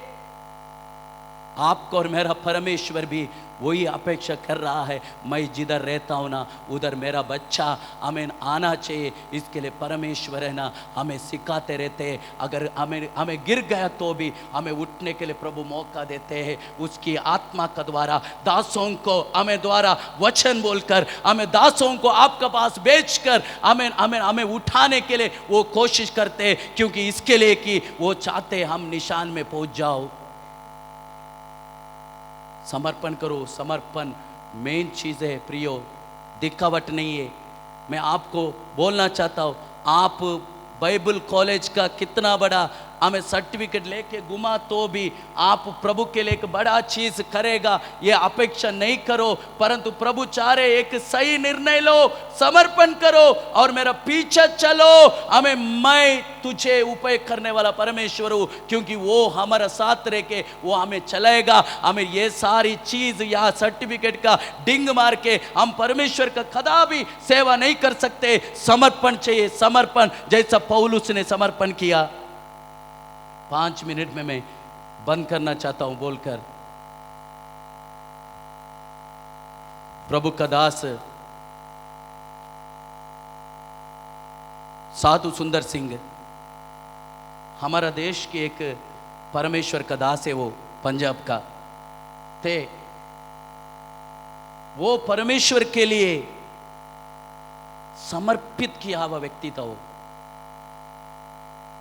खाकी ड्रेस पहन के, बिना चप्पल पहन के, जंगल में, पत्थर में, कांटों में चल चल के सेवा किया। इसके लिए वो परमेश्वर का दास के विषय में ऐसी ही बोलते हैं, खून बहाने वाला, पाद रहने वाला व्यक्ति। खून, क्योंकि वो जब चलता था, कांटा चुभता था, फिर भी वो रुकता नहीं था, वो चलते रहता था परमेश्वर का सेवा करने के लिए। जंगल नहीं देखता था, हमें पहाड़ नहीं देखता था, कई जगह पर जाके परमेश्वर का सेवा किया हुआ व्यक्ति है। हमें भारत का कोने कोने में, तिब्बत में, हमें नेपाल में, कई जगह पर जाके परमेश्वर का सेवा चलते चलते जाके किया हुआ व्यक्ति। मैं आपको ऐसा नहीं बोलूँगा कावी ड्रेस पहनो, बिना चप्पल पहन के आप परमेश्वर का सामने समर्पण करो, ऐसा मैं बोलना नहीं चाहता हूँ। मैं एक उदाहरण दे रहा हूँ। आप चप्पल पहन के, अच्छा ड्रेस पहन के भी अगर प्रभु के सामने दिल से समर्पण कर किया तो परमेश्वर आपको सेवकाई में उपयोग करेगा, वो कोई डाउट नहीं है। परंतु मैं आपको ये उस दास का उदाहरण बोलना चाहता हूँ। वो दास चल चल के सेवकाई किया। एक दिन एक जंगल में वो चल रहा था, एक व्यक्ति उसका सामने प्रत्यक्ष हुआ। वो व्यक्ति आके बोल रहे, हमें बड़ा कोयता लेके बोल रहे, हमें झुक जा, तेरा सिर में काटूंगा। वो व्यक्ति आके भाग के कोयता लेके आके बोल रहे, तू झुक जा, तेरा सिर काटूंगा। ये प्रभु का दास ने पूछा, क्यों सिर काटेगा? आज मैं 100 लोगों को मैं नरबलि दे रहा हूं, तू 100 है। इसका मतलब 99 लोगों को वो बलि दिया। ये प्रभु का दास पूछे, किसको दिया? मुझे प्रसन्न होने वाला देवी को मैंने नरबलि दिया। 99 लोगों को अभी तक मैंने दे दिया नरबलि, तू 100 है, तू भी झुक जाते, तुझे भी मैं काट के मैं नरबलि दूंगा। ये हंस रहा था, ये प्रभु का दास हंस रहे। ये व्यक्ति को देख के विचित्र लगा, क्यों हंस रहे?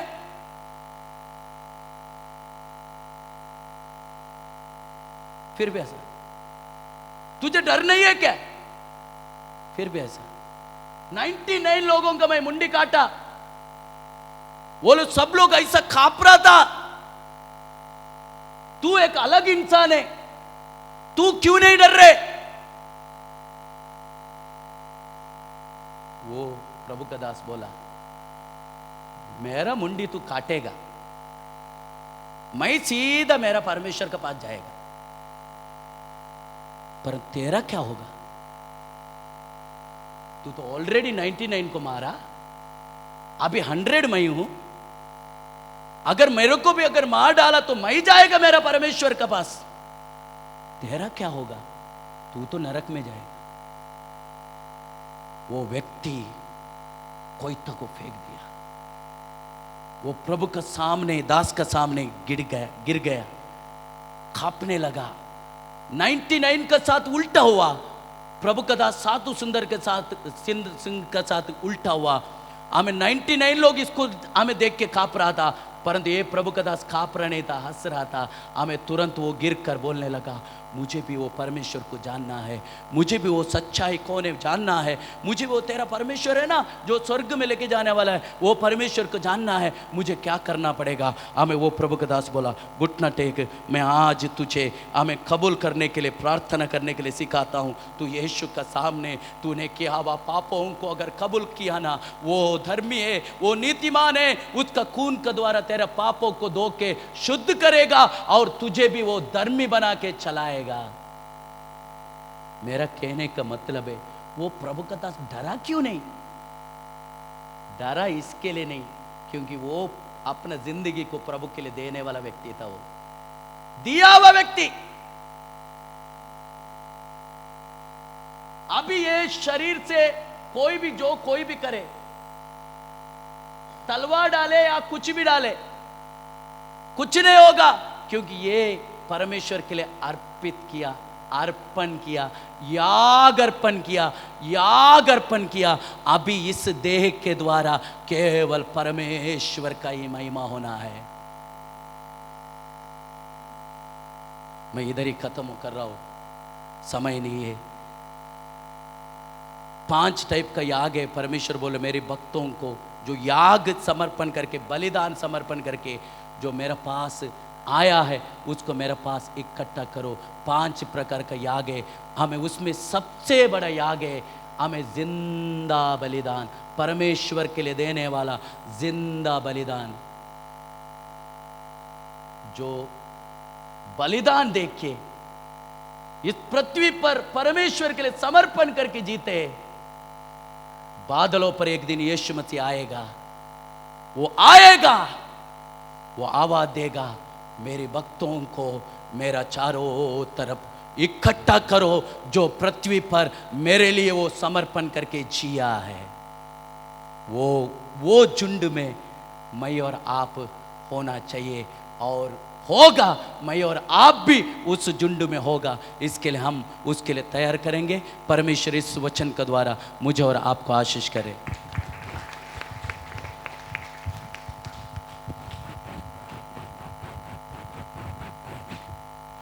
आमीन। Praise the Lord. परमेश्वर नाम का महिमा हो। हम परमेश्वर का वचन सुन रहे थे।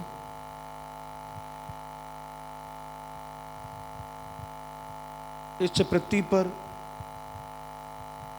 हम अलग अलग विश्वास में रहने वाला, हम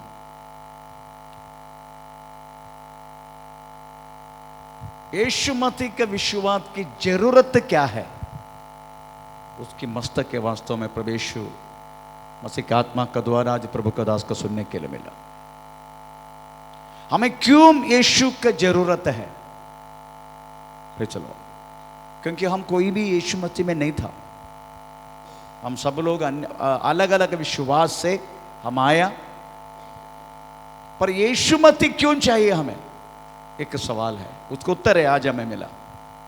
फिर चलो, क्योंकि यीशु मसीह के द्वारा मिलने वाला जीवन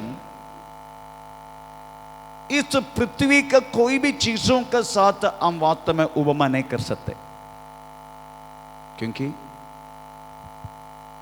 इस पृथ्वी पर हर एक वस्तु के लिए, हर एक चीजों के लिए यीशु मसीह में रहो ना रहो तो भी आपको मिल जाएगा।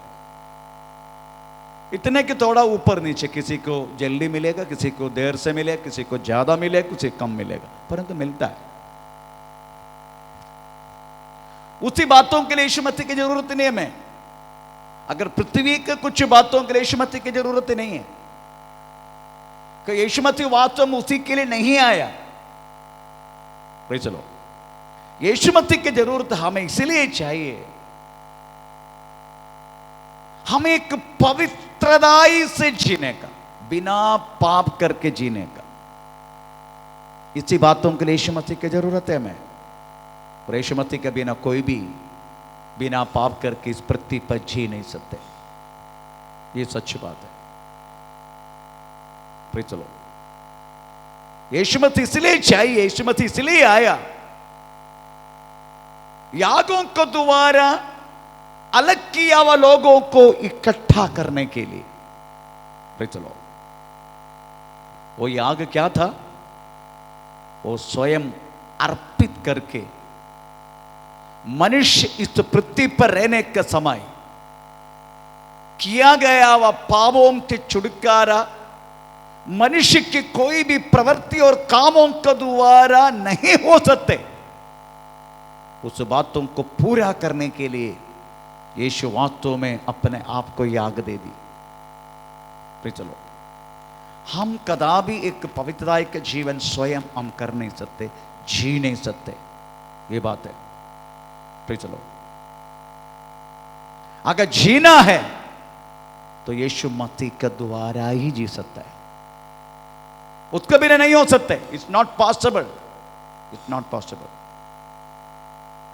फिर चलो, पर यीशु मसीह के द्वारा हमें पृथ्वी पर बिना पाप करके हम जी सकता है। ऐसे लोगों को इकट्ठा करने के लिए यीशु आना वाला है। यीशु मसीह का उद्देश्य भी वही है। फिर चलो, इसलिए मैं कदापि इस पृथ्वी के कोई भी बातों के लिए मन लगा के फायदा नहीं। आपका हर एक की जरूरत है, प्रभु पूरा करेगा। इतना कि किसी को ज्यादा दे, किसी को कम पड़े, तो पूरा तो करेगा हमें। फिर चलो, तो हम आज वास्तव में ऐसे लोगों को इकट्ठा करो करके प्रभु ने बोला।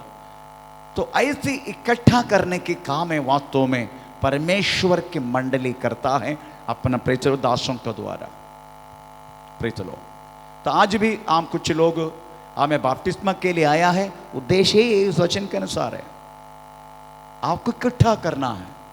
प्रेचलो, आपको एक अलग करना है, बाकी लोगों से आपको अलग करना है।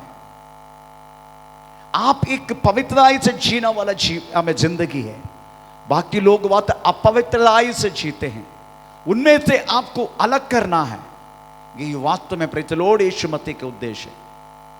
इसमें हमारा मरण भी होता है, इसी में बहुत कुछ होता है। यीशु मसीह में रहने के बाद हम नहीं मरेगा। तो इसके मरण तक हमें कोई अंदर नहीं है अलग बात की विश्वास, यीशु मसीह के विश्वास।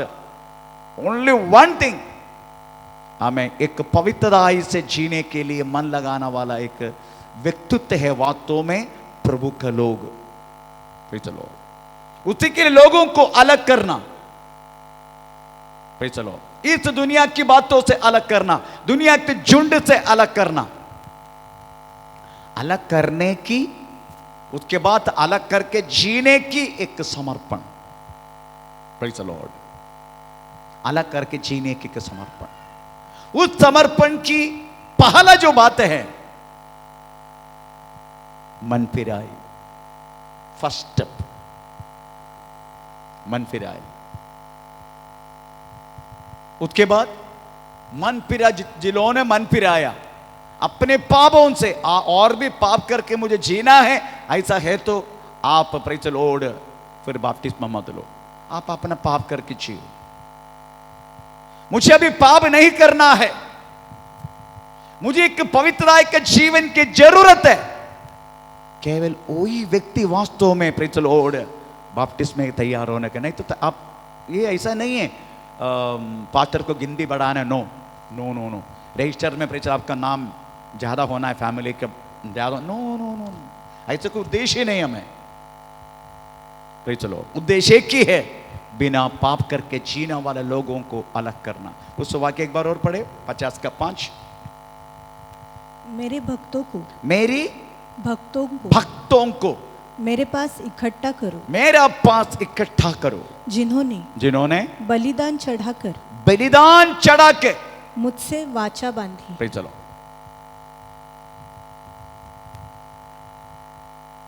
तो आप वास्तव में एक निर्णय के साथ आज आपको समर्पण करना है। अभी मुझे मेरा शरीर आत्मदेह मैं कदापि पाप के लिए मैं सौंपेगे नहीं, यही वजह है। ये वजह बातों में आपको आज बांधना है। प्रेज़ द लॉर्ड, जितना हो सके पाप के लिए मेरा शरीर और आत्मदेही मुझे वास्तव में सौंपना नहीं, पाप के लिए भी नहीं सौंपने का मुझे। ऐसा पहला वाचा, उसको बोलते रिपेंडेंस, मन फिराई। चलो जो व्यक्ति मन फिराया है, अभी मुझे पाप नहीं करना है, प्रेज़ द लॉर्ड, मुझे पाप नहीं करने है कभी।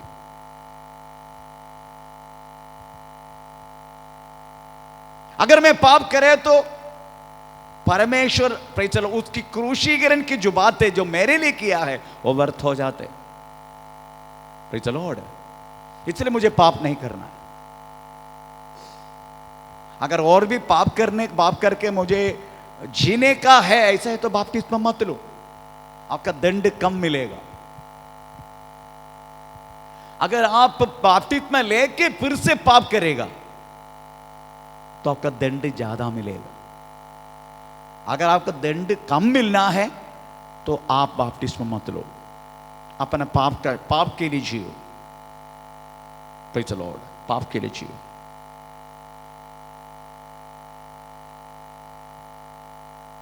मुझे कल रात को बहुत खुशी हुआ, क्योंकि कल रात कुड़ाबा से बाइबल क्लास लेके मैं वीटी स्टेशन पहुंचा। उसी टाइम पूना से मुझे एक फोन आया, एक बहन का फोन था, उसकी हस्बैंड पास्टर है, परंतु पास्टर होते हुए उन्होंने दूसरे एक स्त्री के साथ अपना रिश्ता रखा।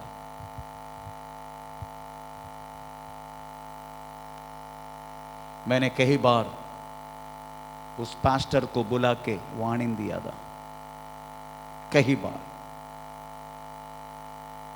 आखिरी में वो पास्टर यहां आया पत्नी के साथ। मुझे बोला मुझे वक्त चाहिए पास्टर उधर से दूर होने के लिए। बोला ठीक है, टेक द टाइम, आप समय लो। परंतु उन्होंने कितना भी हुआ तो भी उन्होंने वास्तव में प्रेज द लॉर्ड मन नहीं लगाया प्रेज उस स्त्री से बाहर होने के लिए। आखिरी में उस स्त्री को मैंने बुलाया। वो स्त्री मेरा फोन उठाने के लिए डराना लगा। मैंने उसको मैसेज किया, अगर तू, वो भी उसका हस्बैंड भी पास्टर है, अगर तू इनमें से बाहर नहीं हुआ तुझे मिलने वाला दंड भयानक है। Praise the Lord. 21 डेज उपवास प्रार्थना में इस विषय रह के मैंने प्रार्थना किया। कल उसका पत्नी ने मुझे बुला के बोला, पास्टर जी मेरा पति टोटली उस बातों से दूर हुआ। मुझे बोला गया अभी मैं कदापि कोई पाप नहीं करेगा। वो उधर आएगा, इस कलिसिया में आएगा वो पास्टर। मेरी कहने के मतलब प्रियो, अगर आपको पाप करके जीना है आप डोंट टेक बाप्टिज्म मत लो। आपका दंड कम होगा, शिक्षा कम होगा। अगर आप पाप करके फिर से बाप्तिस्म लेके फिर से पाप करेगा तो आपका दंड ज्यादा है करके बाइबल में लिखा है। Praise the Lord. इसलिए एक समर्पण है हमारा, इस टोटली डेडिकेशन। मुझे पाप नहीं करना है, ऐसे की जिंदगी मुझे जीना नहीं, एक समर्पण। इसलिए वाचा, पहला वाचा रिपेंडेंस। Praise the Lord. मन पिराना, उसके बाद बाप्तिस्मा। मन पिराए व्यक्ति को बाप्तिस्मा देने का ये मसीह का आज्ञा है। जो लोग मन पिराया है उनको बाप्तिस्मा देना। Praise the Lord. अभी बाप्तिस्मा क्या चीज है करके बोल के हम बाप्तिस्मा प्रवेश करेगा। प्रभु यीशु मसीह ने वास्तव में जो लोग वाचा बांधा है और मन पिराया है उसको बाहर से करना वाला केवल एक नौटंगी है। Praise the Lord. बाप्तिस्मा लिया करके बोल के व्यक्ति पाप करना बंद नहीं करेगा। व्यक्ति को पाप करना बंद करना है उसकी वाचा, निर्णय, चाहे कुछ भी हो, मैं पाप नहीं करूंगा। Praise the Lord. वो कि निर्णय है वो। पर बाप्तिस्मा वो निर्णय के ऊपर प्रभु ने दिया हुआ आज्ञा है। तूने निर्णय लिया ना, या तो एक आज्ञा है, तुम बाप्तिस्मा ले लो। आमीन। Praise the Lord. अगर आपकी आज्ञा, आपकी निर्णय अगर पक्का नहीं है, आप बाप्तिस्मा मत लो, चलेगा।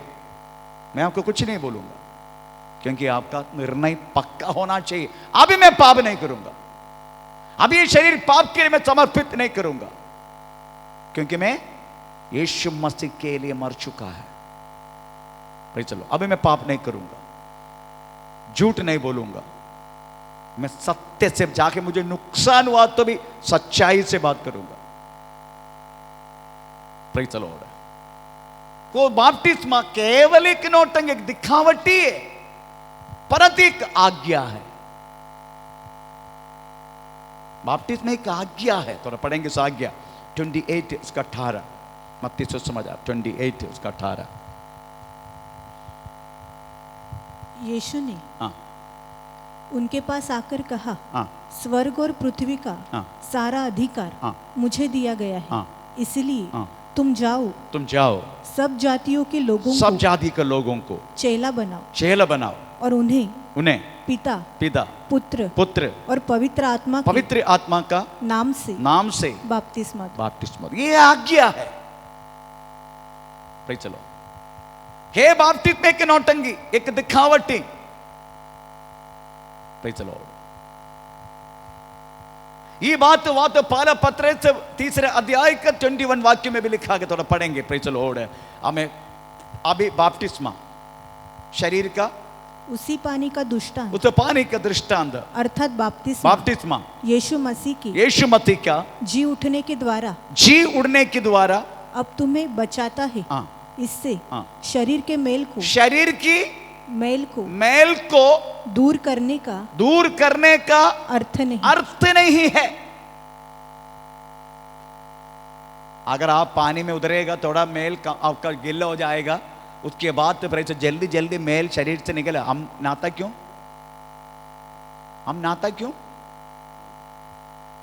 हैं? किस लिए नाते? बोलिए। शरीर का मेल दूर करना। कितने नाते हैं? मेरे को लग रहा है आप नाता नहीं लग रहे, ठंडी है ना अभी इसलिए। कितने लोगों ने नहाया आज? कोई नहीं नहाया। तो मैं नहाया।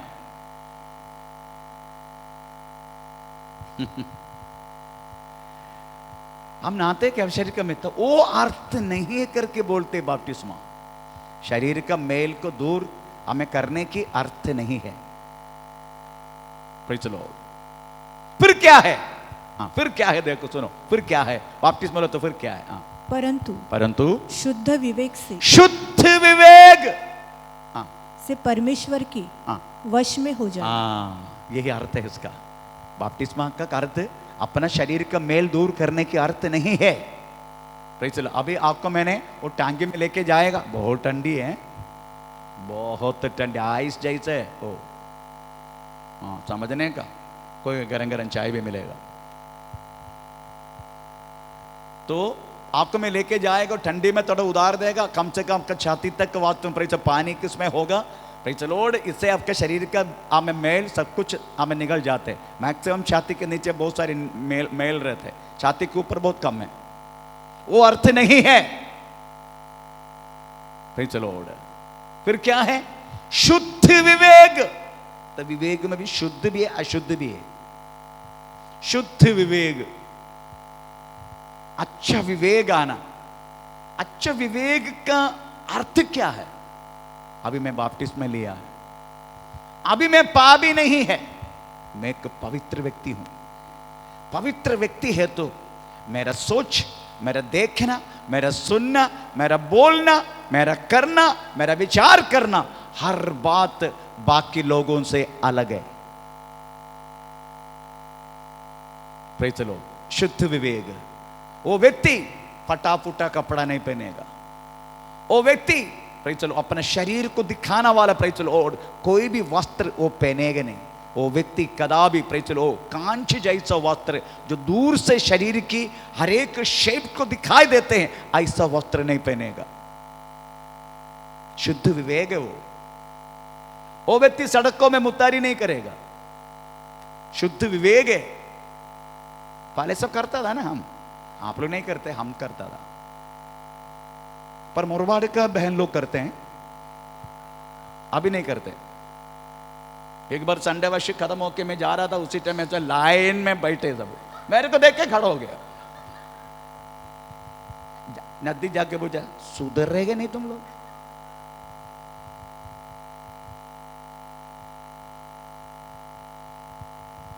लास्ट टाइम कुछ शादी था, एक बहन वो गेट के बाहर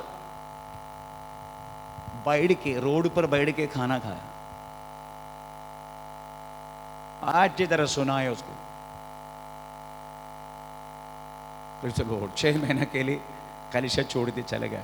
तो मुझे यहां से जाके समझा के लेके आना पड़ा। पास्टर बोले तो भी नहीं सुना, उनका पास्टर बोले तो भी नहीं सुना। पर मैं इधर से गया, समझाया, सब कुछ किया। ये सब आपका अच्छापन के लिए बोल रहे। उधर कुर्सी डाला है, मेरा घर में आया तो भी कुर्सी में नहीं बैठते, नीचे बैठेगा। मैं बोले फिर कुर्सी काय के लिए? आपका सामने में कैसा बैठा? क्यों मेरे सामने?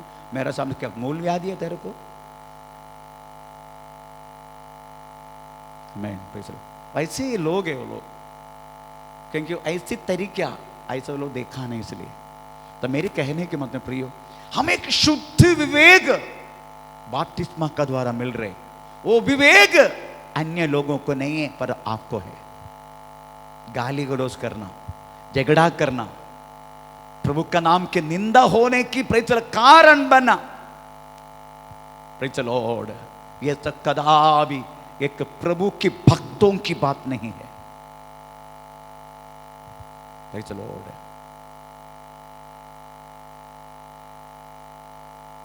तो मैं एक आपको ये कहना चाहूंगा, प्रेज़ द लॉर्ड, बपतिस्मा होने के बाद आपको एक शुद्ध विवेक देता है करके बाइबल बोलते। अगर दिया तो लो ना, आप प्रभु ने दिया है पर आप लेता नहीं, इसलिए आप लो, वो विवेक से चलो, शुद्ध विवेक, और परमेश्वर के वश में आना, प्रभु की वश में आना। आपका मालूम है कल मेरे को बहुत तकलीफ हुआ, ये चर्च को 4,16,000 इनकम टैक्स आ गया। Praise the Lord. 4,16,000। अभी मैं लेट हुआ, वो काम करने के लिए मैं सीए के पास गया था। कल मैं सुबह गया इनकम टैक्स ऑफिस में, ताना में। ये सब मेरे को करने की क्या जरूरत है? क्योंकि इस बदलापुर में 29 चर्च है, नो वन, कोई भी इनकम टैक्स रिटर्न नहीं भरते, कोई भी चर्च वाला। जो आते हैं गवर्नमेंट को नहीं दिखाते। मैं सच्चाई से चलने के कारण मुझसे बात नुकसान भी हो रहा है, मेरे को परेशान हो रहे हैं। क्योंकि एक ही बात है, अगर चलना है प्रभु में, सच्चाई से चलना है, नहीं तो छोड़ दो। इसलिए मुझे वास्तव में 4,16,000 इनकम टैक्स, एक्चुअली चर्च को इनकम टैक्स है ही नहीं, हमने इसका रिटर्न बनाया, हमका सर्टिफिकेट है, हमको टैक्स भरने की जरूरत नहीं है, पर उन्होंने टैक्स टोका हमारे ऊपर। कारण क्या है? क्योंकि मैं इनकम टैक्स भरता हूं, रिटर्न दिखाता हूं। इनकम आप एक पैसा डाले तो आपका नाम से जाते, बैंगलोर में, उसके बाद पूना में, उसके बाद थाने में, ये 3 जगह में आपका नाम जाते। आप जो पैसा डालते उसका नाम से जाते। तो बाकी चर्च वाले सब नहीं करते, उनको क्या करने को, जो मिलते हैं खाते पीते बच्चे सोते रहते हैं। मैं इतने करने के कारण मेरे को परेशान हो रहे, प्रॉब्लम हो रहे। हमें फिर भी मैं बोलता हूं, परेशान होगा फिर भी सच्चाई से चलने का। Praise the Lord. अगर आप अच्छा इसमें से चलेगा ना, यीशु मसीह का अच्छी समर्पण के साथ, आपकी प्रॉब्लम होगा पर प्रॉब्लम दूर भी होगा, प्रॉब्लम पक्का होगा। फिर भी एक क्या बोलते हैं, अंदर एक मैं सच्चाई से जी रहा हूं, ऐसी एक बात आपका साथ रहे। कोई भी चीज से आप डरेंगे नहीं जो व्यक्ति सत्य से चलता है। किसी बातों से, किसी व्यक्ति से, कुछ बातों से वो व्यक्ति डरेंगे नहीं अगर आप सच्चाई से चले तो। मुझे कोई डर नहीं, 4,16,000 ठीक है, देखा जाएगा, गया मैं बात किया, हो जाएगा। मैन क्योंकि सत्य पर चलते हैं हम। इसलिए अगर बपतिस्मा में लिया, आप परमेश्वर की हमें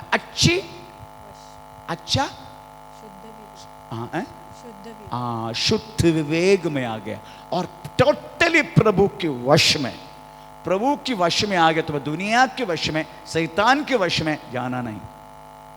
अगर आप प्रभु के वश में आ गया, प्रभु के वश में रहो, शैतान के वश में मत जाना, दुनिया के वश में मत जाना। ये दुनिया का चलो क्या बोलते हैं, ये नौटंकी, दुनिया का ये क्या बोलते हैं, ये फैशन, ये दुनिया का जो बात है, उसी में फंसो मत आप। Praise the Lord. प्रभु की एक अलग कल्चर, प्रभु की एक अलग क्या बोलते हैं कल्चर, संस्कार से चलो, संस्कार अलग एक संस्कार, इससे चलने के लिए कोशिश करो। ये पहला स्टेप है, पहला स्टेप है। दूसरा, प्रेज़ द लॉर्ड, अगर आपको जीने का है यीशु मसीह में टोटली समर्पण, उसका बोलते हैं मन फिराई, रिपेंडेंस। Praise the Lord. तो बपतिस्मा यही आपको देता है, प्रेज़ द लॉर्ड, आप परमेश्वर के वश में हैं। बपतिस्मा ले लिया, इसका मतलब है आप प्रभु के वश में आ गया, आपका शुद्ध विवेक आया। नंबर 2, प्रेज़ द लॉर्ड, बपतिस्मा हमको तीसरे की चीज देता है। Praise the Lord. मत्ती सुसमाचार 3 अध्याय का हमें 4 और 5 वाक्य, 5 और 6, मैथ्यू चैप्टर 3, 5 to 6। यरूशलेम हाँ, और सारी यहूदिया हाँ, और यरदन के आसपास के हाँ। सब स्थानों के लोग हाँ। उसके पास निकल आए। हाँ। उन्होंने अपने अपने पापों को मानकर हम्म। यरदन नदी में उससे बपतिस्मा लिया। Praise the Lord. आप अपने अपने पापों को मानने का, प्रेज द लॉर्ड, आपके जितना पाप आपने किया, या तो होगा, पाप किया तो या तो होगा, आप उसको मानने का, प्रभु अपना दिल से मानने का, गलती हो गई मुझसे, अभी मैं कोई गलत नहीं करूंगा, अब मैं सच्चाई से चलूंगा, अब उस बातों को मानने का।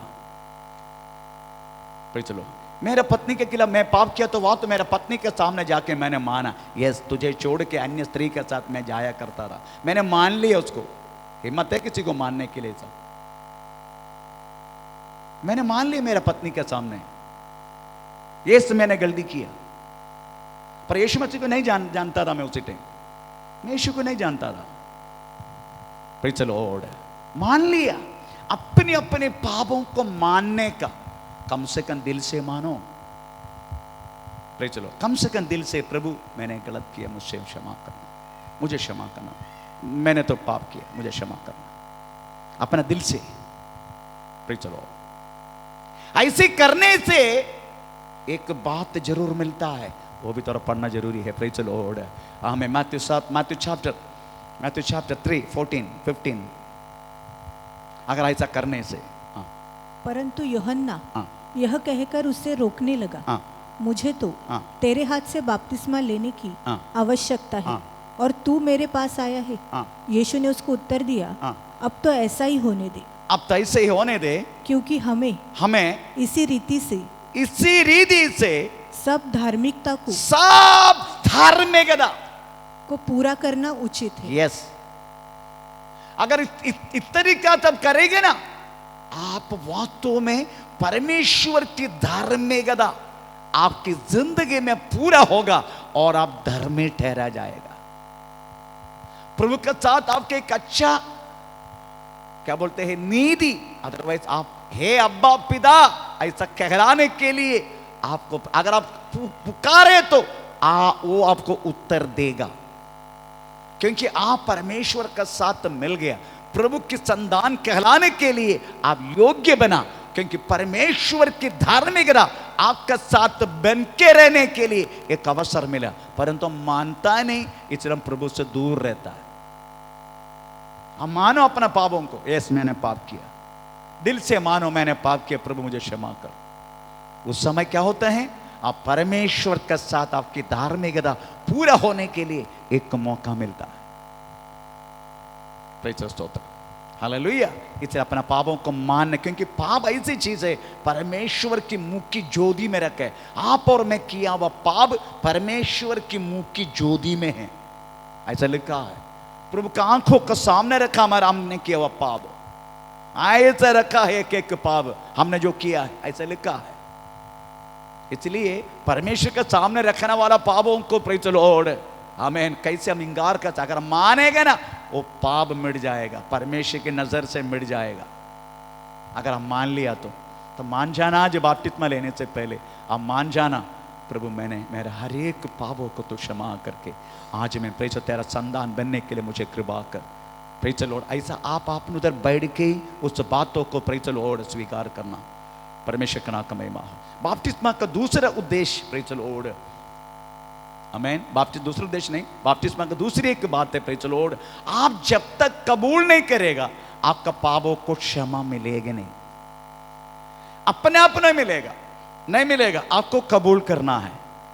Praise the Lord. आपकी पापों को आपको कबूल करना है तभी मिलेगा, ऐसा लिखा है। Praise the Lord. जो व्यक्ति कौन सी वाक्य है,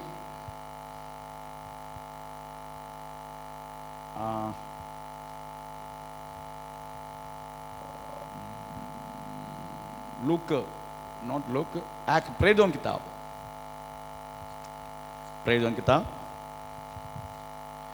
8 अध्याय, नॉट 8 अध्याय, हाँ वही 5 का 6 तक वही पढ़ा ना हमने। आपको कबूल करना है, प्रेज़ द लॉर्ड, कबूल करना है, प्रेज़ द लॉर्ड, स्तोत्र। उसके बाद पूर्ण विश्वास से आपको यीशु मसीह को अपनाना है, पूर्ण विश्वास से। Praise the Lord. अब मेरी बहन ने बपतिस्मा लिया इसलिए मैं भी बपतिस्मा लेगा, मेरे भाई ने बपतिस्मा ली इसलिए मैं, मेरी माँ ने बपतिस्मा ली इसलिए मैं भी लेगा। नो, ऐसे आप नहीं लेने का, पूर्ण विश्वास से लेना है। ऐसे लिखा है बाइबल में, मार्कुस 16:16 पढ़ लीजिएगा। जो विश्वास करे, जो विश्वास करे और बपतिस्मा ले, उसी का उद्धार होगा। उसी का ही उद्धार होगा। जो विश्वास करके आपको बपतिस्मा लेना है, किसी के बोझ से, किसी के दबाव से, किसी बातों से नो, आपको प्रेज द लॉर्ड आपका बपतिस्मा नहीं लेना, विश्वास से बपतिस्मा लेने के। समय के कमी के कारण मैं बढ़ते जा रहा हूं, क्योंकि जितना देर हो जाएगा पानी और ठंडा हो जाएगा। Praise the Lord. इसलिए हमें प्रेज द लॉर्ड आपको एक और वचन बोल के बपतिस्मा का उद्देश्य क्या है ये भी बोल के बंद करता हूँ। वचन हर महीना बपतिस्मा रहता है इधर, तो आप सुनते रहते हैं परमेश्वर का वचन। बपतिस्मा का उद्देश्य रोमी पत्र 6 अध्याय का 2 से लेकर 3 तक वचन इस समय पढ़ेंगे। रोमी पत्र 6 अध्याय का 2 और 3। कदापि नहीं, कदापि नहीं। हम जब पाप के लिए मर गए, हाँ, तो फिर आगे को उसमें कैसे जीवन बिताए। आप सबसे पहले का प्रेज द लॉर्ड, आप वास्तव में आज आपके मरण हुआ है,